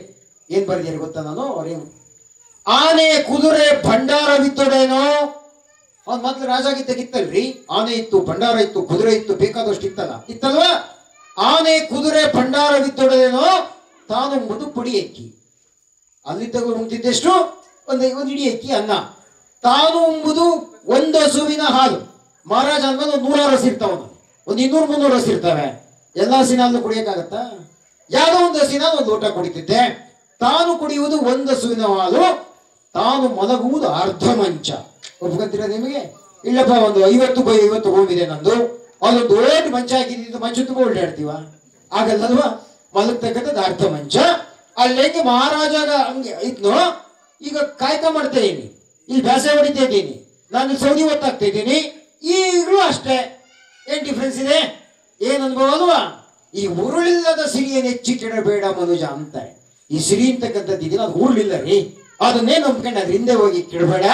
ಹಾಗೆ ಬದುಕಿನಲ್ಲಿ ನೀನು ಯಾವ ಹಿಂದ್ಗಡೆ ಬರುತ್ತೆ? ಸಾವಿನ ಸಂಗಡ ಯಾರೂ ಇಲ್ಲ. ಸಾವಿನ ಜೊತೆ ಯಾರೋ ಬರ್ತಾರ? ಮತ್ಯಾವುದು? ಒಂದು ಒಳಿತು ಮತ್ತೊಂದು ಕೆಡಿತು ಮಾತ್ರ ಕಾಣ ಅಗ್ನಿಕಳಂಕ ಮಲ್ಲಿಕಾರ್ಜುನ ಅಂತೇಳಿ. ಏನ್ ಚೆನ್ನಾಗಿ ಹೇಳಿದಾರಲ್ವಾ? ನೋಡಪ್ಪ, ನೀ ಸತ್ತ ಮೇಲೆ ಬರೋದು ಎರಡೇ, ಒಂದು ಒಳ್ಳೇದು, ಇನ್ನೊಂದು ಕೆಟ್ಟದು ಅಂತೇಳಿ. ಇದ್ರ ಬಗ್ಗೆ ಹೋರಾಟ ಮಾಡು. ಒಳಿತು ಅನ್ನೋದು ನಿನ್ನೊಂದು ಉಳಿಬೇಕು, ಅದು ಬರಬೇಕು ಅಂತಕ್ಕಂಥ ನಿಟ್ಟಿನಲ್ಲಿ ಆಗುತ್ತಿಲ್ಲ. ಏನ್ ಸಾಹಿತ್ಯ ಹೇಳಿದೆಯಲ್ವಾ? ಪ್ರಶಾಂತ ಅದ್ಭುತವಾದಂಥ ಪ್ರಜ್ಞೆ ಈ ಕೃಷಿಕರಿಗೆ ಬರಬೇಕಾದಂಥ ಕಾರಣಕ್ಕೋಸ್ಕರ ನಾವು ವಿಜಯಕುಮಾರ್ ಮನೇಲಿ ಇಂಥ ಅದ್ಭುತವಾದಂಥ ವಿಷಯ ಆರಿಸ್ಕೊಂಡ್ವಿ. ಇಡೀ ಕೃಷಿಯಲ್ಲಿ ನಮ್ಮ ಭಾಗದಲ್ಲಿ ಇರ್ತಕ್ಕಂಥ ಕೃಷಿ ಪ್ರೀತಿ, ನಮ್ಮ ಭಾಗದಲ್ಲಿ ಆ ಕೃಷಿಯನ್ನು ಕೂಡ ಒಂದು ಉದ್ಯಮವನ್ನಾಗಿ ಮಾರ್ಪಾಡು ಮಾಡಿಕೊಂಡು ತುಂಬಾ ಎತ್ತರದ ಸ್ಥಾನದಲ್ಲಿ ಆ ಕೃಷಿ ಸಂಸ್ಕೃತಿಗೆ ಘನತೆಯನ್ನು ತಂದುಕೊಟ್ಟಿರ್ತಕ್ಕಂಥ ಕೃಷಿ ಸಮೂಹ ಇದ್ರೆ ಅದು ಖಚಿತವಾಗಿ ನಮ್ಮ ಭಾಗ ಅಂತೇಳಿ ಖುಷಿಯಿಂದ ಹೇಳ್ತೀವಿ ಇಂತೆ. ನಾನು ಎಲ್ಲಾ ಕಡೆ ಹೋದ್ರೆ ಅದನ್ನೇ ಹೇಳ್ತೀನಿ ಇಂತೆ. ನಮ್ಮ ಭಾಗದ ರೈತರು ನೋಡ್ಬೇಕು, ನೆಲಮೂಲದ ಜ್ಞಾನ ರೀ ಅದು. ಇಲ್ಲಿ ಶ್ರೀರಾಮಪುರದ ಕುಮಾರ್ ಬಗ್ಗೆ ನಾವು ವಿಜಯಕುಮಾರ್ ಮಾತಾಡ್ತಾ ಇದ್ರು. ಇದನ್ನ ಪ್ರಾಕ್ಟಿಕಲ್ ನಾಲೆಡ್ಜ್ ಅಂತೀವಿ ಇಂತೆ. ಹೆಂಗ್ ನಾಲೆಡ್ಜು? ನೀವು ಒಂದೇ ಒಂದು ಹೇಳಿ, ನಾನು ದಾಳಿಂಬೆ ಬೆಳೆದಿದ್ದೆ ಅಲ್ಲಿ. ಆ ಬೆಳೆದಿರೋ ಸಂದರ್ಭದಲ್ಲಿ ಸುಮ್ಮನೆ ಗಮನಿಸಿ ನಿಮಗೆ, ಇದನ್ನ ನಿಜವಾದ ಜ್ಞಾನ ಅಂತೇಳಿ. ಹೆಂಗೆ?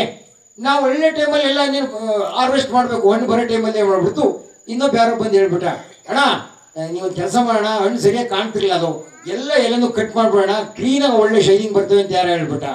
ನಾನು ಅಮೆರಿಕದಿಂದ ಬರೋಳಗೆ ಸರ್ ಎಲ್ಲ ಪೂರ್ತಿ ಎಲೆ ಕಟ್ ಮಾಡಿಸ್ಬಿಟ್ಟ. ಅದಾದ್ಮೇಲೆ ಒಂದು 2-3 ಜನ, ಅಲ್ಲ ಸರ್ ನೀವು ಈ ಟೈಮಲ್ಲಿ ಕಟ್ ಮಾಡಿಸಿದಿರಲ್ಲ, ನೀವು ಸ್ಪ್ರೇ ಮಾಡಿದ್ರ ತಗೊಳೋದು ಹೆಂಗೆ, ನೀವು ಈ ಗಿಡ ತುಂಬಾ ಹಣ್ಣು ಕಾಣವು, ಎಲೆ ಇರ್ತಿರ್ಲಿಲ್ಲ, ಇದು ಪ್ರಾಬ್ಲಮ್ ಆಗುತ್ತೆ ಸರ್, ಸನ್ಬರ್ನ್ ಆಗುತ್ತೆ, ಇದು ನಿಮ್ಗೆ ಆಶ್ಚರ್ಯ ಆಗುತ್ತೆ, ಯಾರು ಬಂದು ಕೇಳಿದ್ರು ಬೈದ್ಬಿಟ್ರಲ್ಲ. ನಾ ಕಡೆಗೆ ಶ್ರೀರಾಮಪುರ ಕುಮಾರಣ್ಣ ಅಂತ ಕೇಳಿದೆ, ಅದಪ್ಪ ಹಿಂಗೆ ಮಾಡ್ಬಿಟ್ಟು ನನ್ನ ಮಗ, ಅಣ್ಣ ನೀವೊಂದು ಮಾತು ಕೇಳಬಾರ್ದು ಅಣ್ಣ, ಎಲೆ ಕಟ್ ಮಾಡಿಸ್ಬಾರ್ದಿತ್ತು ಕಣ ಅಂದ. ಎಂತ ಕೆಲಸ ಆಗ್ಬಿಡ್ತು ಅಂದ್ರೆ ಅವನೊಂದು ಮಾತು ಹೇಳ್ದ ನೋಡಿ, ಏನ್ ಅನುಭವದ ಮಾತು ಗೊತ್ತಾ? ಅಣ್ಣ ಇದಕ್ಕೇನು ಭಾರಿ ತಿಳ್ಕೊಬೇಕಾಗ ಕಣ, ಒಂದೇ ಮಾತು ಹೇಳ್ತಾರಲ್ಲ ಅಣ್ಣ, ಏನ್ ಹೇಳಿ ನಮ್ಮ ಹಿರಿಯರು, ಮಗ ಹೆಂಗಿರ್ಬೇಕು ಅಂದ್ರೆ ಎಲೆ ಮರೆ ಕಾಯಿ ಇದ್ದಂಗಿರ್ಬೇಕು ಅಂತೇಳಿ. ಹಂಗೆ ಎಲೆ ಮರೆಯಾಗಿರ್ಬೇಕಂತ ಕಾರಣ ಆ ಎಲೆ ಕಟ್ ಮಾಡಿಸಿದ್ದಲ್ಲ ಅಂತೇಳಿ. ನಾನು ಒಂದು ದಾಳಿಂಬೆ ಡಾಕ್ಟರ್ ಬಂದು ಹೇಳರಲ್ಲ, ಆ ಟೆಕ್ನಿಕ್ಗಿಂತ ಆ ಪಾಲಿಸಿಗಿಂತ ಇದು ನಿಜವಾದಂತ ಜ್ಞಾನ ಅಂತ ಅನ್ಸುತ್ತಲ್ವ ನಿಮಗೆ? ನಮ್ಮ ಮಾನಿಗಣ್ಣರು ಕಾಂತಣ್ಣ ಅಂತಿದ್ದಾರೆ, ಅವ್ರು ಒಳ್ಳೆ ಅನುಭವಿ ಅವರು ಅಲ್ವಾ. ಅವ್ರು ಒಂದ್ ದಿವ್ಸ ಕರ್ಕೊಂಡ್ಬಂದೆ, ಹಿಂಗ್ ಮಾಡ್ಬಿಟ್ಟಿನಿ, ಎಲ್ಲೆಲ್ಲ ಕಟ್ ಮಾಡ್ಬಿಟ್ಟಿರಲ್ಲ ಅಂತೇಳಿ. ಕುಮಾರ್ ಒಂದು ಮಾತು ಹೇಳಿದ್ರು, ಅವರು ಯಾವ್ದು ಸೈಂಟಿಫಿಕ್ ರೀಸನ್ ಹೇಳಲಿಲ್ಲ. ಎಲ್ಲ ಕಾರಣ ಕಡಿಸ್ಬಾರ್ದು ಕಾರಣ, ಎಲ್ಲ ನಾನು ಎಂತ ಕೆಲಸ ಮಾಡ್ಬಿಟ್ಟಣ ಅಣ್ಣ, ಇದು ಡಾಕ್ಟರ್ ಹೇಳೋದು ಬಾಕಿ ಹೇಳೋದು ಬೇಕಿಲ್ಲ, ಇಷ್ಟು ಯೋಚನೆ ಮಾಡ್ಕೊಳ್ಳೋಣ. ಇನ್ನೇನು ಇನ್ನೊಂದು ವಾರ 15 ದಿವಸಕ್ಕೆ ತಿಂಗಳಿಗೆ ಕೊಯ್ತಾ ಇದ್ವಿ, ಇಡೀ ಗಿಡ ಹೊರೆ ಹೊತ್ಕೊಂಡು ನಿಂತ್ಬಿಟ್ಟಿದ್ದಾರೆ ಅಣ್ಣ. ಇನ್ನು ನಿನ್ನೆಯಿಂದ ಕೊಯ್ಸ್ತಾ ಎಲ್ಲ ಗಿಡ ಅಲ್ಲಾಡ್ಸ್ಬಿಟ್ಟಿದಾರಲ್ಲ. ನಮ್ಮ ಹಳ್ಳಿ ಕಡೆ ಒಂದು ಮಾತು ಹೇಳ್ತಾರೆ ಗೊತ್ತಾರೆ ಅಣ್ಣ, ಈ ಸಗಣಿ ಮಕ್ಳಿಗೆ ಹೊತ್ಕೊಂಡು ಹೋಗ್ತಿರ್ತಾರಪ್ಪ, ಭಾರ ಹೊತ್ಕೊಂಡ್ಬಿಟ್ಟಿದ್ದಾನೆ, ಅವ್ನು ಮುಟ್ಬೇಡ ಅಂತ. ಒಂಚೂರು ಮುಟ್ಟಿರಿ ಬ್ಯಾಲೆನ್ಸ್ ತಪ್ಪಿ ಮಕ್ಳಿಗೆ ಕಡ್ಕೊಂಡ್ಬಿಡ್ತಾನಲ್ವಾ. ಏನ್ ಎಕ್ಸ್ಪೀರಿಯನ್ಸ್ ರೀ ಅದು, ಏನ್ ಅನುಭವ ರೀ. ಹೊರೆ ಹೊತ್ಕೊಂಡಿರ್ತಕ್ಕಂಥ ಒಂದು ಮುಟ್ಟಿಬಿಟ್ರೆ ಬಿದ್ದು ಬಿಡ್ತಾನಲ್ಲ, ಹಂಗೆ ಹೊರೆ ಹೊತ್ಕೊಂಡು ನಿಂತಿದ್ದ ಗಿಡ ನೀವು ಕಟ್ ಮಾಡಿ ಹಿಡ್ಕೊಂಡು ಕಟ್ ಮಾಡಿ ಅಲ್ಲಾಡ್ಸ್ಬಿಟ್ಟಿದ್ದೀರಾ ಅಂದ್ರೆ ಅದಕ್ಕೆ ನೋವಾಗಿರೋದು ಅಣ್ಣ ಅಂದೆ. ಇದು ಆ ಪೈರಿಗೂ ನಮಗೂ ಇರ್ತಕ್ಕಂಥ ಸಂಬಂಧದ ಪ್ರತೀಕ ಅಂತೇಳಿ ನಮ್ಮ ಅಜ್ಜಿ ಒಂದು ಮಾತಾಡ್ತಾರೆ ಗೊತ್ತಾ ನಿಮಗೆ. ಇಲ್ಲೂ ಗುಲ್ಸಾಗದಾಗಿರೋರು, ಕಬ್ಬಳಿದಿರೋರು ಎಲ್ಲರೂ ಇದ್ದಿದ್ದೆ. ಹೇಗಿತ್ತು ಬೆವರಿನ ಸಂಬಂಧ? ನಾವು ಒಂದು ಎರೆಹೊಲಕ್ಕೆ ನಾವು ಸಂಬಾರ ಬೀಜ ಬೆಳಿತಿದ್ವಿ. ಅವಾಗ ನಾವು ಸಂಬಾರ ಬೀಜ ಬೆಳೆದ್ರೆ ಕಳಿಲ್ದೇ ಇದ್ರು ಸಮೇತ 3-4 ಸರಿ ಕಳೆ ಕೀಳಾರಲ್ವಾ. 2 ಸರಿ ಕಿತ್ತಾಯ್ತು, 3ನೇ ಸರಿ ಕಿತ್ತಾಯ್ತು. ನಮ್ ಬಿದ್ರೆ ಈಶಣ್ಣವ್ರು ಬಂದಿರ, ಅಪ್ರತಿಮವಾದಂತ ರೈತರು, ಅವ್ರ ಮನೆಗಳಲ್ಲೂ ನಾಡ್ದಿದೆ. ನಾವು ಕೇಳ್ತಿದ್ವಿ, ಕಳಿಲ್ದೇ ಇದ್ರು ಯಾಕಜ್ಜಿ ಕಳೆ ಕೀಳ್ಬೇಕು, ಕಳೆ ಇಲ್ವಲ್ಲ ಅಂದ್ರೆ, ಮಗ ಕಳೆ ಇರ್ಲಿ ಇಲ್ಲದೆ ಇರ್ಲಿ ಕಣ್ಮಗ, ಅಲ್ಲೊಂಚೂರು ಕಳೆ ಕಿತ್ತಂಗ್ ಮಾಡಿದ್ರೆ ಆ ಪೈರಿನ ಜೊತೆ ಒಂಚೂರು ಬೆವರಾಡಬೇಕು ಕಣ್ಮಗ ಅಂತೇಳಿ. ಏನು ನಾವು ಕಳೆ ಕೀಳ್ತೀವಲ್ಲ, ಆ ಪೈರಿನ ಜೊತೆ ಬೆವರಾಡ್ಬೇಕು ಕಣ್ಮಗ ಅಂತೇಳಿ. ಏನ್ ತತ್ವ ಅಲ್ವಾ ಅದು. ಪ್ರಾಯಶಃ ಪೈರು ಮತ್ತು ನಮ್ಮ ಮಧ್ಯೆ ಇರ್ತಕ್ಕಂಥ ಬೆವರಿನ ಸಂಬಂಧ ಇದೆಯಲ್ಲ, ಇದಕ್ಕಿಂತ ನಿದರ್ಶನ ಬೇಕೆ ಅಂತೇಳಿ ಇಂಥ ಕೃಷಿ ಬಗ್ಗೆ ಮಾತಾಡ್ತಾ ಹೋದ್ರೆ ಸಾವಿರಾರು ಮಾತುಗಳನ್ನ ಆಡ್ಬೋದು. ಒಂದೇ ಒಂದು ಬಸವಣ್ಣವ್ರ ವಚನನ ಈ ಮಾತಲ್ಲಿ ನಾನು ಹೇಳಿಕ್ಕೆ ಇಷ್ಟಪಡ್ತೇನೆ ಬಂಧುಗಳೇ. ಸಾಮಾನ್ಯ ನಾವು ಬಯಸ್ತೀವಿ ನಮ್ಮ ಮನೆ ಯಾರ ಪಕ್ಕದಾಗ ಇರ್ಬೇಕಪ್ಪ ಅಂದ್ರೆ ಮಿನಿಸ್ಟರ್ ಮನೆ ಪಕ್ಕದಲ್ಲಿ, ದೊಡ್ಡ ಲಾಯರ್ ಮನೆ ಪಕ್ಕದಲ್ಲಿ, ದೊಡ್ಡ ಮಂತ್ರಿಗಳ ಮನೆ ಪಕ್ಕದಲ್ಲಿ, ಅಥವಾ ಯಾರು ದೊಡ್ಡ ಡಾಕ್ಟರ್ ಮನೆ ಪಕ್ಕದಲ್ಲಿ, ದೊಡ್ಡ ದೊಡ್ಡ ಅಧಿಕಾರಿ ಮನೆ ಪಕ್ಕ, ಅದೇ ತಪ್ಪೇನಲ್ಲ ಅಂತ ಇದು ಖುಷಿ. ಅಣ್ಣ ನಮ್ಮ ಮನೆ ಅಲ್ಲಿ ಫಿಲಮ್ ಯಶಿನ ಪಕ್ಕದಾಗೆ ಕಾರಣ ಅಂತೀವಿ, ಖುಷಿದ ಹೇಳಿಕೆ ಅಂತೀವಿ. ನಮ್ ದರ್ಶನ್ ಮನೆ ಪಕ್ಕದಾಗ ಕಾರಣ ಅಂತೀವಿ, ಶಿವರಾಜ್ ಕುಮಾರ್ ಮನೆ ಪಕ್ಕದಾಗ ಕಾರಣ ಅಂತೀವಿ. ಅದೊಂದು ಖುಷಿ ಸಂಗತಿ ಅಂತೇಳಿ ಬಯಸ್ತೀವಲ್ವಾ. ನಮ್ಮ ಮಂತ್ರಿಗಳು ಸಿ ಟಿ ರವಿಣ್ಣವ್ರ ಪಕ್ಕದ ಮನೆ ಕಾರಣ, ಅಣ್ಣ ನಮ್ಮ MLA ತಮಿಳ್ನಾಡು ಮನೆಯಿಂದ ಹತ್ಲಕ್ಕೆ ನಮ್ 4ನೇ ಮನೆ ಕಾರಣ, ಖುಷಿಯಿಂದ ಹೇಳ್ಕೊಂತೀವಲ್ವಾ. ಇಂಥ ಮನೆ ಪಕ್ಕದಾಗಿರ್ಬೇಕು ಅಂತೇಳಿ ಬಸವಣ್ಣವ್ರು ಏನ್ ಹೇಳ್ತಾರೆ ಗಮನಿಸಿದಿರಾ ನಿಮಗೆ? ನಾವೆಲ್ಲ ನಮಗೆ ನಾವೇ ಎಷ್ಟು ಬೆತ್ತಟ್ಕೋಬೇಕು ಹೇಳಿ. ಅವ್ರು ಹೇಳ್ತಾರೆ, ಕೃಷಿ ಕೃತ್ಯ ಕಾಯಕದಿಂದಾದೊಡೇನೋ. ಕೃಷಿ ಕಾಯಕ ಮಾಡ್ತೀವಲ್ಲ, ಏನ್ ಲಾಭ ಇದರಿಂದ? ಏನಾಗುತ್ತೆ? ಕೃಷಿ ಕೃತ್ಯ ಕಾಯಕದಿಂದ ಆದೊಡೇನೋ. ಅವ್ರು ಹೇಳ್ತಾರೆ, ತನು ಕರಗಿ ಮನ ಬಳಸಿ ತಂದು ದಾಸೋಹ ಮಾಡುವ ಅಂತ ಕೃಷಿ ಕಾಯಕ ಸದ್ಭಕ್ತನ ಪಾದವ ಏನಾಗೆ ತೋರ. ಬಸವಣ್ಣವ್ರು ಏನ್ ಹೇಳ್ತಾರೆ, ಕಷ್ಟಪಟ್ಟು ಬೆವರು ಸುರಿಸಿ ಆ ಮುಖೇನ ಬದ್ದ ದೇವ್ರಿಗೂ ಜಂಗಮ್ರಿಗೆ ಎಡೆ ಮಾಡ್ತಾ ಭಾರಿ ಶುದ್ಧಿಯಾಗಿ ಬದುಕ್ತಿದ್ದ ಪಾದ ತೋರಿಸು ಅಂತಾರೆ. ಕೃಷಿ ಕೃತ್ಯ ಕಾಯಕದಿಂದ ಆದೊಡದೇನೋ ತನು ಬಳಲಿಸಿ ಧನವ ತಂದು ದಾಸೋಹ ಮಾಡುವ ಸದ್ಭಕ್ತನ ಪಾದವ ಏನಾಗೆ ತೋರ. ಅದೇಕೆಂದರೆ ಆತನ ತನು ಶುದ್ಧ, ಆತನ ಮನ ಶುದ್ಧ, ಆತನ ನುಡಿ ಶುದ್ಧ, ಆತನ ನಡೆಯೆಲ್ಲ ಪಾವನ. ಅಂತವನ ಮನೆಯ ಒಕ್ಕ ಗುರುವೇ ಪರಮ ಪಾವನ. ಯಾರು ನಾವು ಗುರುಗಳು ಭಾರಿ ಶ್ರೇಷ್ಠ ಅಂತೀವಲ್ವಾ? ಗುರುಗಳು ಭಾರಿ ಶ್ರೇಷ್ಠ ಅಂದ್ರೆ ಬಸವಣ್ಣವ್ರು ಏನ್ ಹೇಳ್ತಾರೆ, ಗುರುಗಳಲ್ಲ ಶ್ರೇಷ್ಠ. ಇಂಥ ರೈತ ಮನೆಗೆ ಯಾರು ಗುರುಗಳು ಬರ್ತಾರಲ್ಲ ಆ ಗುರುಗಳಿಗೆ ಪುಣ್ಯ ಮಾಡಿದ್ರು ಅಂತ, ಆ ಗುರುಗಳಿಗೆ ಪುಣ್ಯ ಬೇಕು ಅಂತೇಳಿ. ಅಂತವರ ಮನೆಯಕ್ಕ ಗುರುವೇ ಪಾವನ, ಅಂತವನ ಮನೆಯೇ ಕೈಲಾಸವೆಂದು ಒಕ್ಕು ಲಿಂಗಾರ್ಚನೆ ಮಾಡಿದ ಜಂಗಮನೆ ಜಗತ್ಪಾವನ. ನಮ್ಮ ಮನೆ ಬಂದು ಮಾಡ್ತಾರೆ ಅವನೇ ಜಗತ್ಪಾವನ. ಇಂತಿಪ್ಪವರ ನೆರೆ ನಂಬಿ ಬದುಕಿದನು ಕಾಣ ಕೂಡಲ ಸಂಗಮ ದೇವ. ಯಾರ ನೆರೆ ಬೇಕು ನಮಗೆ? ಯಾರ ಪಕ್ಕ ಬೇಕು? ರೈತನ ಪಕ್ಕದಲ್ಲಿ ಇರ್ಬೇಕ್ರಿ. ರೈತನೇ ನಡೆದಾಡ ದೇವ್ರಿ, ಅವ್ರ ಮನೆ ಪಕ್ಕದಲ್ಲಿ ಇರ್ಬೇಕು ಅಂತೇಳಿ ಬಸವಣ್ಣವ್ರು ಕೇಳ್ತಾರೆ ಅಂದ್ರೆ ನಾವು ಕೃಷಿ ಸಮೂಹಕ್ಕೆ ಎಷ್ಟು ಕೊಡ್ಬೇಕಲ್ವ? ಆ ಕೃಷಿ ಪಾತ್ರವನ್ನು ಹೇಗೆ ನಾವು ನಿರ್ವಹಣೆ ಮಾಡ್ಬೇಕಲ್ವ? ಡೆಫಿನೆಟ್ ಇರ್ತಕ್ಕಂಥ ಡಾಕ್ಟರ್ ಉಮೇಶ್ ರಾವ್ಗೆ, ಸುಮಾ ಮೇಡಮ್ಗೆ, ನಾವೆಲ್ಲರಿಗೂ ಪರಿಚಯ ಇದೆ. ವಿನುಗಾಗ್ಲಿ, ಕುಮಾರ್ಗಾಗ್ಲಿ, ವಿಜಯ್ ಕುಮಾರ್ಗಾಗ್ಲಿ ಖಚಿತವಾಗಿ ನಾವು ಆರ್ಥಿಕವಾಗಿ ಮಹೇಶನ್ ಎಷ್ಟು ಸಾಲ ಮಾಡಿದ, ಎಷ್ಟು ಸಂಕಟದಿಂದ ಗೊತ್ತಿರ್ಬೋದು, ಅದು ಬೇರೆ ಪ್ರಶ್ನೆ. ಆದ್ರೆ ನಾನು ಹೇಳ್ತೀನಿರಪ್ಪ, ಯಾರು ಹೇಳಿ ಸಾಲ ಮಾಡಿದ್ರೆ ಸೆಕೆಂಡ್ರಿ, ಕಷ್ಟದಲ್ಲಿರ್ಬೋದು. ಯಾರ ಸರ್ವೆ ಮಾಡಿದೀನು ಜಗತ್ನಲ್ಲಿ ನೋಡಪ್ಪ, ಯಾರ್ಯಾರು ಸುಖವಾಗಿಲ್ಲ, 100 ಜನ ಸುಖವಾಗಿದ್ದಾರೆ ಅಂದ್ರೆ ನಾನು ಹೇಳ್ತೀನಿ ಆ 100 ಜನದಲ್ಲಿ ನಾನೇ ಫಸ್ಟ್ ಅಂತೀನಪ್ಪ, ಡೆಫಿನೆಟ್ ಆಗಿ ಹೇಳ್ತೀನಿ. ಇಲ್ಲಪ್ಪ 8 ಜನ ಬರೀ 10 ಜನ ಇದ್ದಾರೆ ಅಂದ್ರೆ ಆ 10 ಜನದಲ್ಲೂ ನಾನೇ ಫಸ್ಟ್ ಅಂತೀನಪ್ಪ. ಇಲ್ಲಪ್ಪ ಕಡೆಗೆ ಒಬ್ಬ ಸರ್ವೆ ಮಾಡಿದ, ಇಡೀ ಜಗತ್ನಲ್ಲಿ ಯಾರು ಸುಖವಾಗಿಲ್ಲ, ಒಬ್ಬನೇ ಒಬ್ಬನ ಸುಖವಾಗಿರೋ ಒಂದು ರಿಪೋರ್ಟ್ ಬಂದಿದೆ ಅಂದ್ರೆ ಆ ಒಬ್ಬ ಯಾರು ಅಲ್ಲ ಕಡೆಯ ನಾನೇ ಅಂತೀನಿ ಅಂತೇಳಿ ಅನ್ಬೇಕಲ್ವ ನಿಮಗೆ? ಪ್ರಾಯಶಃ ಖುಷಿಯನ್ನು ಫೀಲ್ ಮಾಡಿ, ಆ ಖುಷಿಯನ್ನು ಅನುಭವಿಸಿ ನೋಡಿ ಆಗಿರ್ತಕ್ಕಂಥ ಆ ಒಂದು ಆತ್ಮತೃಪ್ತಿ ಅಂತಕ್ಕಂಥದ್ದು ಹೇಗಿರುತ್ತೆ ಅಂತೇಳಿ. ಅಂತ ಖುಷಿಗೆ ಸಂಬಂಧಪಟ್ಟಂಗೆ ಸಾವಿರಾರು ವ್ಯಾಖ್ಯಾನಗಳಿದೆ, ಸಾವಿರಾರು ನಿದರ್ಶನಗಳಿದೆ. ಕಡೆಯನ್ನು ಒಕ್ಕಲಿಗ ಮುದ್ದಣ್ಣ ಅಂತೇಳಿ ನಮ್ಮ ಶರಣರ ಕಾಲಘಟ್ಟದಲ್ಲಿ ಒಂದು ವಚನ, ಒಕ್ಕಲಿಗ ಅಂದ್ರೆ ಬೇಸಾಯ ಮಾಡೋಣ ಅಂತೇಳಿ ಅವ್ರು ಬೇಸಾಯ ಮಾಡ್ತಾ ಇರೋ ಸಂದರ್ಭದಲ್ಲಿ ಅನುಭವ ಮಂಟಪ ಹೋಗಿ ಚರ್ಚೆ ಮಾಡ್ತಾನೆ. ಅಲ್ಲಿ ಬಸವಣ್ಣವ್ರ ಕಡೆ ಹೇಳ್ತಾನೆ ನಮ್ಗೆ ಏನೇನು ಕಷ್ಟ ಅಂತೇಳಿ. ಕಡೆ ಒಂದು ವಚನ ಬರೆದಿದ್ದೇನೆ, ನಾನು ಹೇಳಿದೆ 12ನೇ ಶತಮಾನದಲ್ಲಿ ಬರೆದಿರೋ ವಚನ ಇವತ್ತಿಗೂ ಎಷ್ಟು ಪ್ರಸ್ತುತ ಅಂತೇಳಿ. ನಾವು ಪೇಪರ್ ಅಲ್ಲಿ ನೋಡ್ತೀವಲ್ವಾ, ಅಲ್ಲಿ ರೈತ ಆತ್ಮಹತ್ಯೆ ಮಾಡ್ಕೊಂಡ, ಅಲ್ಲಿ ರೈತ ಹಾಕೊಂಡ, ಅವ್ನು ಸಾಲ ಮಾಡಿದ್ದ, ಅವ್ರಿಗೆ ಪರಿಹಾರ ಬೇಕು, 5 ಲಕ್ಷ ಕೊಡಿಸಿ ಕೇಳ್ತೀವಲ್ವಾ. ನೋಡಿ ಆ ವಚನಕಾರ ಹೇಳ್ತಾರೆ, ರೈತ ಮಾಡ್ಕೊಳ್ತಾ ಇರ್ತಕ್ಕಂಥದ್ದು ಆತ್ಮಹತ್ಯೆ ಅಲ್ಲ, ಅದೇನು ಅದು ಆತ್ಮವಿಶ್ವಾಸದತ್ತಿ ಅಂತೇಳಿ. ಅವನೊಳಗಡೆ ಕಾನ್ಫಿಡೆನ್ಸ್ ಇಲ್ಲ, ಆತ್ಮವಿಶ್ವಾಸ ಇಲ್ಲದೆ ಇರೋದ್ರಿಂದ ಹತ್ಯೆ ಮಾಡ್ಕೊಂತಿದ್ದಾನೆ. ಹಾಗಾಗಿ ಆತ್ಮವಿಶ್ವಾಸ ಬೆಳಿಬೇಕು ಅಂತಾರೆ. ಅವ್ರು ಎಷ್ಟು ಚೆನ್ನಾಗಿ ಹೇಳ್ತಾನೆ ಅಂದ್ರೆ, ಅಂಗವೇ ಭೂಮಿಯಾಗಿ, ಲಿಂಗವೇ ಬೆಳೆಯಾಗಿ. ಈ ಅಂಗ ಅಂದ್ರೆ ಈ ಭೂಮಿ ಮೇಲೆ ಇದೆಯಲ್ಲ, ನಾವೆಲ್ಲ ಅಂಗವೇ ಭೂಮಿಯಾಗಿ, ಲಿಂಗವೇ ಬೆಳೆಯಾಗಿ. ಕಡೆಗೆ ಅವನು ಹೇಳ್ತಾನೆ, ಆತ್ಮವಿಶ್ವಾಸವೆಂಬ ಭತ್ತವ ಬೆಳೆದುಂಡು ಸುಖಿಯಾಗಿರಬೇಕೆಂದ ನಮ್ಮ ಕಾಮಭೀಮ ಜೀವನದೊಡೆಯ ಅಂತೇಳಿ. ನಾವು ಬೆಳಿತೀವಲ್ಲ ರಾಗಿ, ಜೋಳ, ಹುಳ್ಳಿಕಾಳೆಲ್ಲ, ಏನಿರ್ಬೇಕು ಅದ್ರೊಳಗಡೆ? ಆತ್ಮವಿಶ್ವಾಸ ಅಂತಕ್ಕಂಥ ಬೆಳೆ ಬೆಳೀತಾ ಇದ್ದೀನಿ, ರೈಟ್, ಅದನ್ನು ಡೆಫಿನೆಟ್ ಆಗಿ ಬದುಕ್ತೀವಿ ಅಂತಕ್ಕಂಥದ್ದು ಇದೆಯಲ್ಲ. 12ನೇ ಶತಮಾನದಲ್ಲಿ ಕೃಷಿಕರ ಬಗ್ಗೆ ಹೇಳಿರ್ತಕ್ಕಂಥ ಮಾತ್ರ ಇದು. ಹಾಗಾಗಿ ಎಲ್ಲರೂ ಕೂಡ ಕೋಟಿ ವಿದ್ಯೆಗಿಂತ ಮೇಟಿ ವಿದ್ಯೆಯ ಮೇಲು ಅಂತ ಹೇಳಿರ್ತಕ್ಕಂಥದ್ದಾಗ್ಲಿ, ಎಲ್ಲ ಉಳವಾಯೋಗಿಯ ನೋಡಲ್ಲಿ ಅಂತ ಹೇಳಿರ್ತಕ್ಕಂಥದ್ದಾಗ್ಲಿ, ಇವೆಲ್ಲವೂ ಯಾಕೆಂದ್ರೆ ಆ ಕೃಷಿಕರಿಗೆ ನಮಸ್ಕಾರ ಮಾಡ್ಲಿಕ್ಕೆ, ಶರಣಾಗತಿ ಆಗ್ಲಿಕ್ಕೆ ಅಂತೇಳಿ. ನೀವು ಸುಮ್ಮನೆ ಯೋಚನೆ ಮಾಡಿ, ಬೇಕಾದ್ರೂ ಸ್ಟ್ರೈಕ್ ನೋಡ್ತೀವಲ್ವಾ, ನೌಕರರು ಸ್ಟ್ರೈಕ್ ಮಾಡ್ತಾರೆ, KSRTC ಸ್ಟ್ರೈಕ್ ಮಾಡ್ತಾರೆ, ಎಲ್ಲ ಸ್ಟ್ರೈಕ್ ಮಾಡ್ತಾರೆ, ಹೇಳ್ತಿರ್ತಾರಲ್ಲ. ನಾನು ಹೇಳ್ತೀನಿ, ಸ್ಟ್ರೈಕ್ ಮಾಡುವಾಗ ಸರ್ಕಾರ ಎದುರಿಸ್ತೀವಿ ಸರ್, ನಾವೇನು ಮಾಡೋದು ಬೇಡಲ್ವಾ? ನಮ್ಮ ರೈತರು ನೋಡಪ್ಪ, ನಾವು ಬೆಳೆದಿರ್ತಕ್ಕಂಥದ್ದನ್ನ ಯಾವುದೇ ಕಾರಣಕ್ಕೂ 1 ವರ್ಷ ಮಾರಲ್ಲ ಅಂತೇಳಿ ಒಳಗಿಟ್ಕೊಂಡ್ಬಿಟ್ರೆ ಇಡೀ ಜಗತ್ತು ಹೊಟ್ಟೆ ತಣ್ಣೀರು ಬಟ್ಟೆ ಹಾಕಬೇಕಲ್ವಾ? ಏನ್ ವಿಶೇಷ ಅಲ್ವಾ? ಅದಕ್ಕೆ ರೈತ ಶಕ್ತಿ ಹೆಂಗಿದೆ ಅಲ್ವಾ? ಪ್ರಾಯಶಃ ನಾವು ನೆನಪು ಮಾಡ್ತಕ್ಕಂಥ ಖುಷಿಯ ಸಂಗತಿಗಳ 1000 ಇದೆ. ಪ್ರಾಯಶಃ ಲಾಭ ಲಾಭ ಲಾಭ ಅನ್ನೋದ್ರ ಜೊತೆಗೆ ತೃಪ್ತಿ ತೃಪ್ತಿ ನೆಮ್ಮದಿ ಅಂತಕ್ಕಂಥ ನಿಟ್ಟಲ್ಲೂ ನಾವು ಗಮನ ಹರಿಸೋಣ.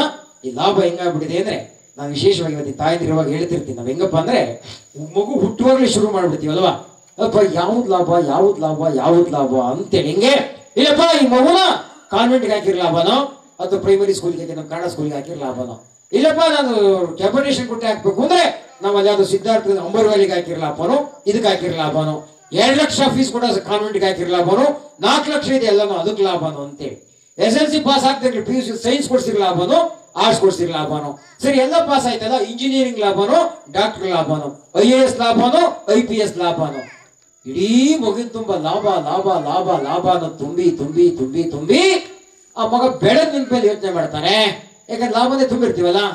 ಅಲ್ಲಪ್ಪ ನಾನೀಗ ಯೋಚನೆ ಮಾಡ್ತಾ ಇದ್ದೀನಿ, ಈಗ ಅನ್ನಿಸ್ತಾ ಇದ್ದೀನಿ ನನಗೆ, ಯಾವಾಗ ಲಾಭ ಲಾಭ ಅಂತ ಬೆಳೆಸಿದ್ರಲ್ಲ, ಈ ವಯಸ್ಸಾದವು ಇಟ್ಕೊಂಡು ನನಗೇನ್ ಲಾಭ ಅಂತೇಳಿ ಆ ವಯಸ್ಸಾದವು ಎಲ್ಲಿ ಕಳಿಸ್ಬೇಕು ಅಂತ ಯೋಚನೆ ಮಾಡ್ತಾ ಇದ್ದಾನೆ ಅಲ್ವಾ? ಪ್ರಾಯಶಃ ಲಾಭ ಅಂತಕ್ಕಂಥದ್ದು ಇಂಥ ಸ್ಥಿತಿಗೆ ಹೋದಾಗ ಏನಾಗುತ್ತೆ ಇರ್ಲಿಕ್ಕೆ ಡೆಫಿನೆಟ್. ಪ್ರಾಯಶಃ ನಮ್ಮ ಪೂರ್ವಜರು ಅಷ್ಟಿಲ್ಲದೆ ಮಾಡಿಲ್ಲ ಅಂತೇಳಿ ಏನ್ ಮಾಡಿದಾರೆ ಹೇಳ್ರಿ? ಹಣದ ವ್ಯಾಮೋಹಕ್ಕೆ ಹೋದ್ರೆ ಏನ್ ಕಾದಿರಿ ಅದು, ತಾಮ್ರದ ಕಾಸು ತಾಯಿ ಮಗನ್ ತೋರಿಸ್ತು ಅಂತೇಳಿ ಕೇಳಿದ್ರೆ ಹಾಗಾದ್ರೆ ಹೆಂಗಿದೆ ಅಂತೇಳಿ. ಈಗ ಅದ್ರ ಹಿಂದೆ ಹೋಗ್ಬಿಟ್ರೆ ಎಲ್ಲರೂ ತೋರಿಸುತ್ತದು ಅಂತೇಳಿ, ಸ್ನೇಹ ತೋರಿಸುತ್ತೆ, ಬಾಂಧವ್ಯ ತೋರಿಸುತ್ತೆ, ಅಪ್ಪ ಮಕ್ಕಳು ತೋರಿಸುತ್ತೆ. ಪ್ರಾಯಶಃ ಅದೇನು ಕಟ್ಕೊಡೋದಲ್ಲ ಅಂತೇಳಿ. ಪ್ರಾಯಶಃ ಆ ದಿಸೆಯಲ್ಲಿ ನಿಜ ದುಡ್ಡು ಬೇಕು. ಪ್ರಾಯಶಃ ದುಡ್ಡಿಗೆ ಮೀರಿದಂತ ಸತ್ಯಗಳು ಏನಿದೆ ಅಂತಕ್ಕಂಥದ್ದನ್ನ ಗ್ರಹಿಸ್ತಾ ಗ್ರಹಿಸ್ತಾ ಗ್ರಹಿಸ್ತಾ ಈ ರೈತರ ಬದುಕೇನಿದೆ ಅದ್ಭುತವಾದ. ನನ್ನ ಕಡೇ ವಚನ ಹೇಳಿ ನನ್ನ ಮಾತು ಮುಗಿಸ್ತೇನೆ, ಗಮನ ಕೊಟ್ಟು ಕೇಳಿ ನೀವೆಲ್ಲ ಅದಕ್ಕೆ ಒಂದು ಚಪ್ಪಾಳೆ ಹೊಡಿಬೇಕು ಅಂತೇಳಿ. ಸರ್ ನಾನಾಗ ಹೇಳ್ತಿದ್ನಿ ನೋಡಿ, ಇಂಜಿನಿಯರ್ ಒಂದು ಡಯಾಗ್ರಾಮ್ ಮಾಡ್ಬೇಕು, ವಿಜಯಕುಮಾರ್ ಮನೆ ಕಟ್ಟಬೇಕು ಅಂದ್ರೆ ಪ್ಯಾರಲಲ್ ಲೈನ್ ಎಲ್ಲಿ ಹಾಕ್ಬೇಕು, ನಮ್ಮ ಹಾರಿಜಾಂಟಲ್ ಲೈನ್ ಎಲ್ಲಿ ಬರಬೇಕು, ಒಂದು ಡಯಾಗ್ರಾಮ್ ಮಾಡ್ತಾರಲ್ವಾ, ಗೊತ್ತಾನೆ ಇಂಜಿನಿಯರ್ಸ್ಗೆ? ಹೌದಲ್ರಕ್ಕ? ಅವ್ನು ಸ್ಕೆಚ್ ಮಾಡ್ಬೇಕಾದ್ರೆ ಏನ್ ಮಾಡ್ತಾನೆ, ಒಂದು ಪೇಪರ್ ಮೇಲೆ ಮಾಡ್ತಾನಲ್ವಾ, ಪೇಪರ್ ಅಲ್ಲಿ ಮಾಡಿ ಲೈನ್ ಎಳಿತಾನೆ. ನೋಡಿದೀರಾ ನಿಮ್ಗೆ? ಒಂದು ಪ್ಯಾರಲಲ್ ಲೈನ್ ಎಳಿಬೇಕು ಅಂದ್ರೆ ಬಾರಿ ಬ್ಯೂಟಿಫುಲ್ ಆಗಿ ಎಳಿತಾನೆ, ಒಳ್ಳೆ ರೈಲ್ವೆ ಟ್ರ್ಯಾಕ್ ಹೋದಂಗೆ ಪೇಪರ್ ಮೇಲೆ ಸ್ಕೆಚ್ ಮಾಡ್ತಾನೆ, ಪೇಪರ್ ಮೇಲೆ ಲೈನ್ ಎಳಿತಾನೆ. ಅವನು ಆರ್ಕಿಟೆಕ್ಟ್ ಅಂತೀವಿ, ಇಂಜಿನಿಯರ್ ಅಂತೀವಿ, ಕರಕುಶಲ ತಜ್ಞ ಅಂತೀವಿ, ವಾಸ್ತುಶಿಲ್ಪ ತಜ್ಞ ಅಂತೀವಿ, ಬಾರಿ ಎಕ್ಸ್ಪರ್ಟ್ ಅಂತೀವಲ್ವಾ. ನನ್ನ ಅಶುಕವಿನಲ್ಲಿ ಒಂದು ಒಂದು ಕವನ ಬರ್ದೀನಿ, ಗಮನಿಸ್ಬೇಕು ನಿಮಗೆ. ಅಲ್ರಿ, ಆಳೆ ಮೇಲೆ ಲೈನ್ ಎಳೆಯೋದು, ಆಳೆ ಮೇಲೆ ಚಿತ್ರ ಬರೆಯೋದು ದೊಡ್ಡದಲ್ಲ. ಅದು ನಮ್ಮೊಂದು ಬರೀತಾನೆ ಗೊತ್ತಾ, ಚಿತ್ರ ಲೈನ್ ಎಳಿತಾನೆ ಗೊತ್ತಾ ಹೆಂಗೆ? ನೆಲವ ಹಾಳೆಯ ಮಾಡಿ ಉಳುವ ನೇಗಿಲ ಲೇಖನಿ ಮಾಡಿ. ಅವನಿಗೇನ್ ಬೇಕು? ಪೇಪರ್ ಬೇಕಲ್ವಾ? ಪೇಪರ್ ಮೇಲೆ ಬರೆದು ಬಿಡ್ತಾನಪ್ಪ, ದೊಡ್ಡದಲ್ಲ. ನಮ್ಮ ರೈತಿಗೆ ಯಾವ ಪೇಪರು? ನೆಲದೇ ಪೇಪರ್. ಎಷ್ಟೆಲ್ಲ ಇದೆ ಪೇಪರು? ಎಕರೆಗಟ್ಟಲೆ ಪೇಪರ್ ಅಲ್ವಾ? 50 ಎಕರೆ ಪೇಪರ್ ಅಲ್ವಾ? ಗುಂಟಿ ಕಟ್ಟಲೆ 10 ಗುಂಟೆ 20 ಗುಂಟೆ ಪೇಪರ್, ಕಡಿಮೆ ಪೇಪರ್ ಅದು. ಅವ್ನು ಆ ಪೇಪರ್ ಮೇಲೆ ಬೆಳೆಯೋಕೆ 2 ರೂಪಾಯಿ ಪೆನ್ ಬಳಸ್ತಾನೆ. ಹೋಗ್ತಾನೆ ಪೆನ್ ಅಂತಾನೆ ಬೆಳೆಯೋದು. ನಮಗೆ ಪೆನ್ ಸಾಕಾಗತ್ತಾ? ನಮ್ಗೆ ಯಾವ್ದು ಪೆನ್ನು? ನೆಲವ ಹಾಳೆಯ ಮಾಡಿ ಉಳುವ ನೇಗಿನ ಲೇಖನಿ ಮಾಡಿ ಮೇಘ ಜಲವ ಶಾಯಿ ಮಾಡಿ. ಅವನಿಗೆ ಎಷ್ಟು ಬೇಕು ಇಂಕು? ಒಂದು ಬಾಟ್ಲಿ ಸಾಕಲ್ವ? ಒಂದು ರಿಫಿಲ್ ತುಂಬೋಷ್ಟು ಸಾಕಲ್ವ? ನಮಗೆ ಸಾಕಾಗತ್ತಾ ಇಂಕು? ನಮ್ಗೆ ಯಾವ್ದು ಇಂಕು? ನಿನ್ನೆ ಮನೆಯಿಂದ ಬರ್ತಾ ಇದೆಯಲ್ಲ, ಈಗ ನಮ್ಗೆ ಎತ್ತೇಳು ಆದ್ಮೇಲೆ ದೇವನೂರು ಕೆರೆ ಕೋಡ್ಬಿದ್ದು ನೀರು ಬರ್ತಾ ಇದೆಯಲ್ಲ, ಎಷ್ಟು ಕೋಡ್ಬಿದ್ರು ನೀರು ಸಾಕು ನಮಗೆ ಬೇಕಲ್ವ? ನಮಗೆ ಆ ನೀರೇ ನಮ್ ಶಾಯಿ ಅಲ್ವಾ? ನೆಲವ ಹಾಳೆಯ ಮಾಡಿ ಉಳುವ ನೇಗಿನ ಲೇಖನಿ ಮಾಡಿ ಮೇಘ ಜಲವ ಶಾಯಿ ಮಾಡಿ ಮರಗಿಡಗಳಲ್ಲೇ ಅಲಂಕಾರ ಮಾಡಿ ಆ ಮಿಂಚನ್ನೇ ಆರತಿ ಮಾಡಿ. ಏನ್ ನೋಡಿ ಮಿಂಚು ಬರ್ತಲ್ಲ, ಅದೇ ನಮಗೆ ದೇವರಿಗೆ ಆರತಿ. ಗುಡುಗು ಸಿಡಿದನ್ನೇ ಘಂಟಾನಾದ ಮಾಡಿ ಸದಸೃಷ್ಟಿ ಬರೆಯಿತಿಯ ಕಲೆಗಾರ, ಈ ಜಗತ್ತಿನಲ್ಲಿ ಏಕಚಿತ್ರ ಕಲಾಕಾರ ನಮ್ಮ ಈ ರೈತ, ನಮ್ಮ ಈ ರೈತ, ನಮ್ಮ ಈ ಶ್ರೀ ರೈತ ಅಂತ. ರೈತನಿಂದ ದೊಡ್ಡ ಆರ್ಟಿಸ್ಟ್, ದೊಡ್ಡ ಮೇಧಾವಿ ಮತ್ತೊಬ್ಬರಿಲ್ಲ. ಯಾವಾಗಲೂ ಕೂಡ ರೈತ ಪ್ರಜ್ಞೆಯೊಂದಿಗೆ ಬದುಕೋಣ ಅಂತಕ್ಕಂಥ ಆಶಯದ ಮಾತುಗಳನ್ನ ಹೇಳಿ ಖುಷಿ ಆಯ್ತು. ಕೇಳೋರಿದ್ರೆ ಬೆಳಗು ಮಾತಾಡ್ತೀವಿ, ಸಾಕಿದೆ ಸೀಮಿತಗೊಳಿಸೋಣ. ಎಲ್ಲಕ್ಕಿಂತ ಮಿಗಿಲಾಗಿ ನನ್ನೊಂದು ಮಿಗಿಲಾದ ಆಸೆ ಇತ್ತು, ಮಾತು ಕಡಿಮೆ ಮಾಡಿ ಚಂದನ್ ಮತ್ತು ಮೇಡಮ್ ಅವ್ರದ್ದು ಡಾಕ್ಟರ್ ನಾಲ್ಕು ಹಾಡು ಕೇಳಬೇಕು ಅಂತ ಆಸೆ ಇತ್ತು. ನನಗೆ ಹೆಂಗ್ ಮಾಡೋದು ಅಂತ ಹೋಗಂಗಿಲ್ಲ, ನನ್ನ ಪರಿಸ್ಥಿತಿ ಹೋಗಕ್ಕೆ ಸಾಧ್ಯ ಇಲ್ಲ. ಕ್ಷಮೆ ಕೋರದೆ, ಪರವಾಗಿಲ್ಲ, ಅವ್ರು ರಿಟರ್ನ್ ಆಗಂಗೆ ಮಾಡ್ಕೊಂಡಿದ್ರು, ರೀಫಂಡ್ ಆಗಂಗೆ ಟಿಕೆಟ್. ಕಡೆ ಒಂದು ಮಾತು ಹೇಳಿದ್ರು, ಸರ್ ಒಂದು ಕೆಲಸ ಮಾಡೋಣ ಸರ್, ಆನ್ಲೈನ್ ಟಾಕ್ ಇಟ್ಕೊಳ್ಳೋಣ ಸರ್. ನೀವು 1 ಗಂಟೆ ನಾವು ಅಲ್ಲಿ ಬೆಳಿಗ್ಗೆ 10 ಗಂಟೆ ಅಂದ್ರೆ ರಾತ್ರಿ 8:30 ನಾನು ಕೂತ್ಕೋಬೇಕು. ನಾವು ಎಸ್ ಅಷ್ಟು ಮಾಡ್ಕೊಡ್ತೀನಿ ಅಂತೇಳಿ ಆನ್ಲೈನಲ್ಲಿ 2 ಪ್ರವಚನ ಕೊಟ್ಟೆ. ಅಲ್ಲಿ ವೀರಶೈವ ಸಮ್ಮೇಳನ ಮಾಡಿದ್ರು. ಸರ್ ನಿಮ್ಗೆ ಆಶ್ಚರ್ಯ ಆಗುತ್ತೆ, ಪ್ರವಚನ ಕೊಟ್ಟೆ, ಖುಷಿ ಆದ್ರು. ಸರ್ ನೀವು ಬರ್ಲಿಲ್ಲಲ್ಲ ಸರ್, ಬಂದಿದ್ರೆ ಹಂಗಿತ್ತು ಅಂದ್ರೆ ನಾನು ಅದು ಮರ್ತಾ ಇದ್ದೆ. ಈಗಾಗಲೇ 25 ದಿವಸ ಆಯ್ತದೆ ತಿಂಗಳ ಸಮ್ಮೇಳನ. ಮೊನ್ನೆ ದಿವಸ ನನಗೆ ಆಶ್ಚರ್ಯ ಆಗುತ್ತೆ, ಅಲ್ಲಿ ಯಾವುದೋ ಒಂದು ಸ್ವಿಫ್ಟ್ ನಂಬರ್ ಅಂತೀವಿ, ನಾವೀಗ IFSC ಕೂಡ ಅಂತೀವಲ್ಲ, ಸರ್ ನಿಮ್ಮ ಮಗನಿಗೆ ಹೇಳಿ ಒಂಚೂರು ನಂಗೆ ಸ್ವಿಫ್ಟ್ ಕೋಡ್ ಕಳ್ಸಕ್ಕೆ ಹೇಳಿ ನೀವು. ನಾನು ನಿನ್ನ ಮಗನಿಗೆ ಹೇಳಿದೆ ಅಂತ ಕೋಡ್ ಕಳ್ಸಕ್ಕೆ ಒಂದು ಪಜಿ ಯಾವುದೋ ಒಂದು ಬ್ಯಾಂಕಿಗೆ ಇರ್ತಂತ ಕೋಡ್ ಕಳಿಸಿದ. ನನಗೆ ಮೊನ್ನೆ ಬೆಳಿಗ್ಗೆ ನೋಡ್ತೀನಿ ಅಮೇರಿಕಾದಿಂದ ಅವರು 75,000 ರೂಪಾಯಿನ ದುಡ್ಡು ಕಳಿಸ್ಬಿಟ್ಟಿದ್ದಾರೆ.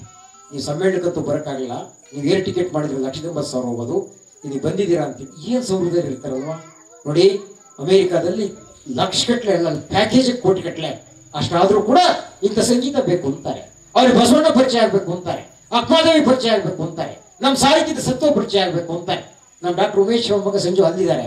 ಏನ್ ಗಾಯಕ ಗೊತ್ತಾ ಅಲ್ಲಿ ಪ್ರಾಯಶಃ ನಾವೆಲ್ಲ ಹಿಂಗೆ ಒನ್ಸ್ಮೋರ್ ಅಂತೀವಲ್ಲ, ಅವ್ರು ಯಾವ್ದಾದ್ರು ಸೆಮಿನಾರ್ ಅಲ್ಲಿ ಫಂಕ್ಷನ್ ಅಲ್ಲಿ ಹಾಡು ಹೇಳ್ಬಿಟ್ರೆ ಇನ್ನೊಂದ್ಸರಿ ಆಡಿ ಅಲ್ಲಿದ್ರು ಕೂಡ ನಮ್ಮ ಬೇರನ್ನ ಗಟ್ಟಿ ಮಾಡಿದಾರಲ್ಲ, ಆ ಬೇರನ್ನ ಗಟ್ಟಿ ಮಾಡ್ಕೊಡ್ತಕ್ಕಂಥ ನಿಟ್ಟಿನಲ್ಲಿ ನಾವು ನೀವೆಲ್ಲ ಪಾಲ್ಗೊಳ್ಳೋಣ. ರೈಟ್, ಇಲ್ಲಿ ನಮ್ಮ ಮಾತು ಮುಗಿಯುತ್ತೆ. ಮೇಡಮ್ ಇಂದ ಈಗ ಹಾಡು ಶುರುವಾಗುತ್ತೆ. ಅವ್ರು ಹಾಡು ಹೇಳ್ಬೇಕಾದ್ರೆ ನೀವೊಂದು 2-3 ಪ್ರಶ್ನೆ ರೆಡಿ ಮಾಡ್ಕೋಬೇಕು ಅಂತೇಳಿ ನಾವೊಂದು ತೀರ್ಮಾನ ಮಾಡಿದ್ದೀವಿ. ನಮ್ಮ ಸಮಾರಂಭ ಅಂದ್ರೆ ಸಿಕ್ಕಾಪಟ್ಟೆ ಓದ್ಬಿಟ್ಟಿದೀನಿ, ಭಾರಿ ಭಾಷಣ ಮಾಡಿದೀನಿ, ನಾನ್ ಮಾತ್ರ ಮಾತಾಡಬೇಕು, ನೀವು ಮಾತಾಡಲ್ಲ ಅಂದ್ರೆ ನನ್ನಂತ ಮೂರ್ಖ ಮತ್ತೊಬ್ಬಿಲ್ಲ. ನನಗೆ ಗೊತ್ತಿದೆ ರೀ, ಇಲ್ಲೊಂದು ಅವಕಾಶ ಕೊಟ್ಟಿದ್ರೆ ನಿಂತು ಮಾತಾಡ್ತಾ ಇದ್ದೀನಿ ಹೊರತು ನನಗೆ ಮೀರಿದಂತ ಬುದ್ಧಿವಂತರು, ನನಗೆ ಮೀರಿದಂತ ಜ್ಞಾನಿಗಳು, ನನಗೆ ಮೀರಿದಂತ ಅನುಭವಗಳು ಇದ್ರಿಗೆ ಗೊತ್ತಿರ್ತಕ್ಕಂಥ ನಿಮ್ಮಲ್ಲಿ ಇದೆ ಅಂತಕ್ಕಂಥ ಸತ್ಯ ನನಗೆ ಗೊತ್ತಿದೆ ಅಂತೇಳಿ ಆ ಕಾರಣಕ್ಕೋಸ್ಕರ ನಿಮ್ಮಂತ ಹಿರಿಯರಿಂದ ನಿಮ್ಮಂತ ಪ್ರಾಪ್ತರಿಂದ 2 ಮಾತುಗಳು ಬರಲಿ. ಈ ಕಡೆ ತಾಯಿಂದ್ರಿಂದ ಒಬ್ರು, ಈ ಕಡೆ ನಮ್ಮ ಅಣ್ಣಂದ್ರಿಂದ ಒಬ್ರು ಒಂದೆರಡು ಮಾತಾಡ್ಲಿಕ್ಕೆ ತಯಾರು ಮಾಡ್ಕೊಳ್ಳಿ. ಏನಾದ್ರು ಪ್ರಶ್ನೆ ಕೇಳ್ಬೋದೋ ಅಥವಾ ಇನ್ನೇನಾದ್ರು ಸಲಹೆ ಕೊಡ್ಬೋದೋ ಅಂತಕ್ಕಂಥ ನಿಟ್ಟಿನಲ್ಲಿ ಯೋಚನೆ ಮಾಡ್ತಾ ಇರಿ. ನಮ್ಮ ಮೇಡಮ್ ಚಂದನ ಹಾಡು ಹೇಳಿ ಆದ್ಮೇಲೆ ಇದಕ್ಕೊಂದು ಸಂವಾದದ ಸ್ಪರ್ಶ ಕೊಟ್ಟು, ಇಂಟ್ರಾಕ್ಷನ್ ಟಚ್ ಕೊಟ್ಟು, ಆಮೇಲೆ ವಿಜಯ್ ಕುಮಾರ್ ಅವರ ಒಂದು ಗೌರವ ಅರ್ಪಣೆ ಕಾರ್ಯಕ್ರಮ ಇದೆ. ಅದು ಮುಗಿದ ತಕ್ಷಣ ಅವರ ಅದ್ವಿತೀಯವಾದಂತ ಒಂದು ಪುಷ್ಕಳವಾದಂತ ಪ್ರಸಾದವನ್ನು ಸ್ವೀಕಾರ ಮಾಡ್ತಾರೆ ಅಂತಕ್ಕಂಥ ಮಾತು ಹೇಳ್ತಾ ಈಗ ಗಾಯನ ಮೇಡಮ್ ಮತ್ತು ಡಾಕ್ಟರ್. ನಮ್ಮ ಡಾಕ್ಟರ್ ಉಮೇಶ್ ರಾವ್ ಬರೀ ಆಪರೇಷನ್ ಮಾಡೋರು ಅಷ್ಟೇ, ಹೆಂಗ್ ಹಾಡು ಹೇಳ್ತಾರೆ ಕೇಳಿದ್ರೆ ನಿಮಗೆ? ನಾವು ಡಾಕ್ಟ್ರು ಮೇಡಮ್ ಎಲ್ಲ ಕ್ಯಾಶುವಲ್ ನಮ್ಮ ಮನೇಲಿ ಸೇರಿದ್ರೆ ಇನ್ನೇನು ಕೆಲಸ ಇಲ್ಲ, ಹಾಡು ಹೇಳೋದೇ. ಬಟ್ ನನಗೊಂದು ಫೋರ್ಸ್ ಮಾಡ್ತಾರೋ, ನೀವೊಂದು ಹೇಳಿ ಮೇಡಮ್, ಬೆಳಗೂ ಮಾತಾಡ್ತೀನಿ, ಹಾಡು ಹೇಳೋದು ಮಾತ್ರ ಹೇಳ್ಬೇಡ್ರಿ ಅಂತೀನಿ. ಯಾಕೆ ಹೇಳ್ಬೇಡ್ರಿ ಅಂತ ಹೇಳ್ತೀನಿ ಅಂದ್ರೆ ಮೇಡಮ್ಮು ಚಂದನ್ನು ಡಾಕ್ಟರ್ ಹೇಳಿದ್ರೆ ಅದಕ್ಕೊಂದು ರಾಗ ಇದೆ. ಯಾವ ರಾಗ? ಕುಂತ್ ಕೇಳಿ ರಾಗ ಅಂತೇಳಿ. ಇವೆಲ್ಲ ಕುತ್ಕೊಂಡು ಕೇಳ್ತಿರಲ್ಲ, ಅದು ಕುಂತ್ ಕೇಳಿ ರಾಗ ಅಂತೇಳಿ. ನನ್ನೇಂದ್ರ ಹಾಡಕ್ ಬಿಟ್ರೆ ನಂದ ರಾಗ ಯಾವ್ದಪ್ಪ ಅಂದ್ರೆ ಎದ್ದೋಡಿ ರಾಗ ಅಂತೇಳಿ. ಅದು ಎದ್ದೋಡಿ ರಾಗ ಅಂತೇಳಿ ಅದು ಆಗ್ಬಾರ್ದು. ಕೇಳಿ ಆನಂದಿಸಿ ಈ ಮೇಡಮ್ ಅವ್ರಿಗೆ. ಸಂಕಲ್ಪೋತ್ಸವ ಅಂತ ನಾವು ಚಿಕ್ಕಮಗಳೂರಲ್ಲಿ ಮಾಡ್ತಾ ಇದ್ವಿ. ಕಾರಣಾಂತರಗಳಿಂದ ಬಹುಶಃ ಇದು ನನ್ ಭಾಗ್ಯ ಇಲ್ಲ ಹಾಡ್ ಕೇಳಕ್ ಅನ್ನೋದು ಭಾವಿಸಲ್ಲ. ಯಾಕೆಂದ್ರೆ ಇವತ್ತಿನ ಇಡೀ ಕಾರ್ಯಕ್ರಮ ನಮ್ಮ ಐಸಿರಿ ಟುಡೇ ಅಲ್ಲಿ ಬರ್ತಾ ಇದೆ. ಮೇಡಮ್ ಮತ್ತೆ ಅಮ್ಮ ಮತ್ತೆ ಅಪ್ಪಾಜಿ ಅವರ ಒಂದು ಗಾಯನ ನಾನು ಅಲ್ಲೇ ಕೇಳ್ತೀನಿ. ಅಲ್ಲಿಗೆ ಚಿಕ್ಕಮಗಳೂರಿಗೆ ಹೋಗೋಕೆ ಒಂದು 3/4 ಗಂಟೆನಾದ್ರೂ ಬೇಕು. ನಮ್ಮ ಸಂಸ್ಥೆ ವತಿಯಿಂದ ಅಲ್ಲಿ ಇವತ್ತು 14ನೇ ಆಗಸ್ಟ್ ಆಗಿರೋದ್ರಿಂದ ಸಂಕಲ್ಪೋತ್ಸವಕ್ಕೆ ಹೋಗ್ತಾ ಇದ್ದೀನಿ. ದಯವಿಟ್ಟು ಯಾರು ಏನು ಭಾವಿಸ್ಬೇಡಿ. ಧನ್ಯವಾದಗಳು. ನೀ ಬಂದು ನಿಂತಾಗ ನಿಂತು ನೀ ನಕ್ಕಾಗ ನಕ್ಕ ನೀ ಸೆಳೆದಾಗ ಸೋತೆ ನಾನಾಗ. ನೀ ಬಂದು ನಿಂತಾಗ ನಿಂತು ನೀ ನಕ್ಕಾಗ ನಕ್ಕ ನೀ ಸೆಳೆದಾಗ ಸೋತೆ ನಾನಾಗ. ಆ ಹಾಡ್ ಕೇಳ್ತಾ ನಂಗೆ ಗೌರವ ಸಮರ್ಪಣೆ ಮಾಡಿದ್ರು. ಇದ್ರಕ್ಕಿಂತ ಇನ್ನೇನ್ ಪುಣ್ಯ ಬೇಕು. ಹಾಗಾಗಿ ಧನ್ಯವಾದಗಳು ಅಮ್ಮ, ನನ್ಗೆ ತುಂಬಾ ಖುಷಿ ಆಯ್ತು, ಇವತ್ತು ಸಾರ್ಥಕವಾಯ್ತು. ನಮ್ಮ ತಂಡದಿಂದ ನಾನು ಬಿಡೋಕ್ಕಿಂತ ಮುಂಚೆ ಈ ಮನೆಯ ಅಂಗಳದಲ್ಲಿ ಒಂದು ಅವಕಾಶ ಕೊಟ್ಟಂತ ನಮ್ಮ ಆಯೋಜಕರು ವಿಜಯ್ ಕುಮಾರ್ ಅಣ್ಣನವರಿಗೆ ಗೌರವ ಸಮರ್ಪಣೆಯನ್ನ ವೇದಿಕೆ ಮೇಲಿರೋ ಗಣ್ಯರು ನೆರವೇರಿಸ್ಕೊಡ್ಬೇಕಂತ ಮನವಿ ಮಾಡ್ಕೊಂತ ಇದ್ದೀನಿ.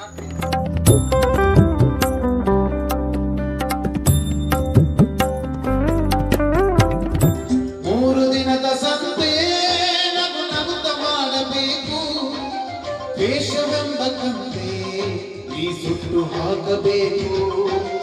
3 ದಿನದ ಸಂತೆ ನಗು ನಗುತ್ತ ಮಾಡಬೇಕು, ವೇಷವೆಂಬ ಕಂತೆ ಈ ಸುಟ್ಟು ಹಾಕಬೇಕು. ಪ್ರೀತಿ ಪ್ರೇಮ ಹಂಚಿ ನೀ ಹೋಗಬೇಕು ಅಲ್ಲಿ, ಸತ್ತ ಮೇಲೂ ನಿನಗೆ ಹೆಸರು ಉಂಟು ಇಲ್ಲಿ. ಪ್ರೀತಿ ಪ್ರೇಮ ಹಂಚಿ ನೀ ಹೋಗಬೇಕು ಅಲ್ಲಿ, ಸತ್ತ ಮೇಲೂ ನಿನಗೆ ಹೆಸರು ಉಂಟು ಇಲ್ಲಿ.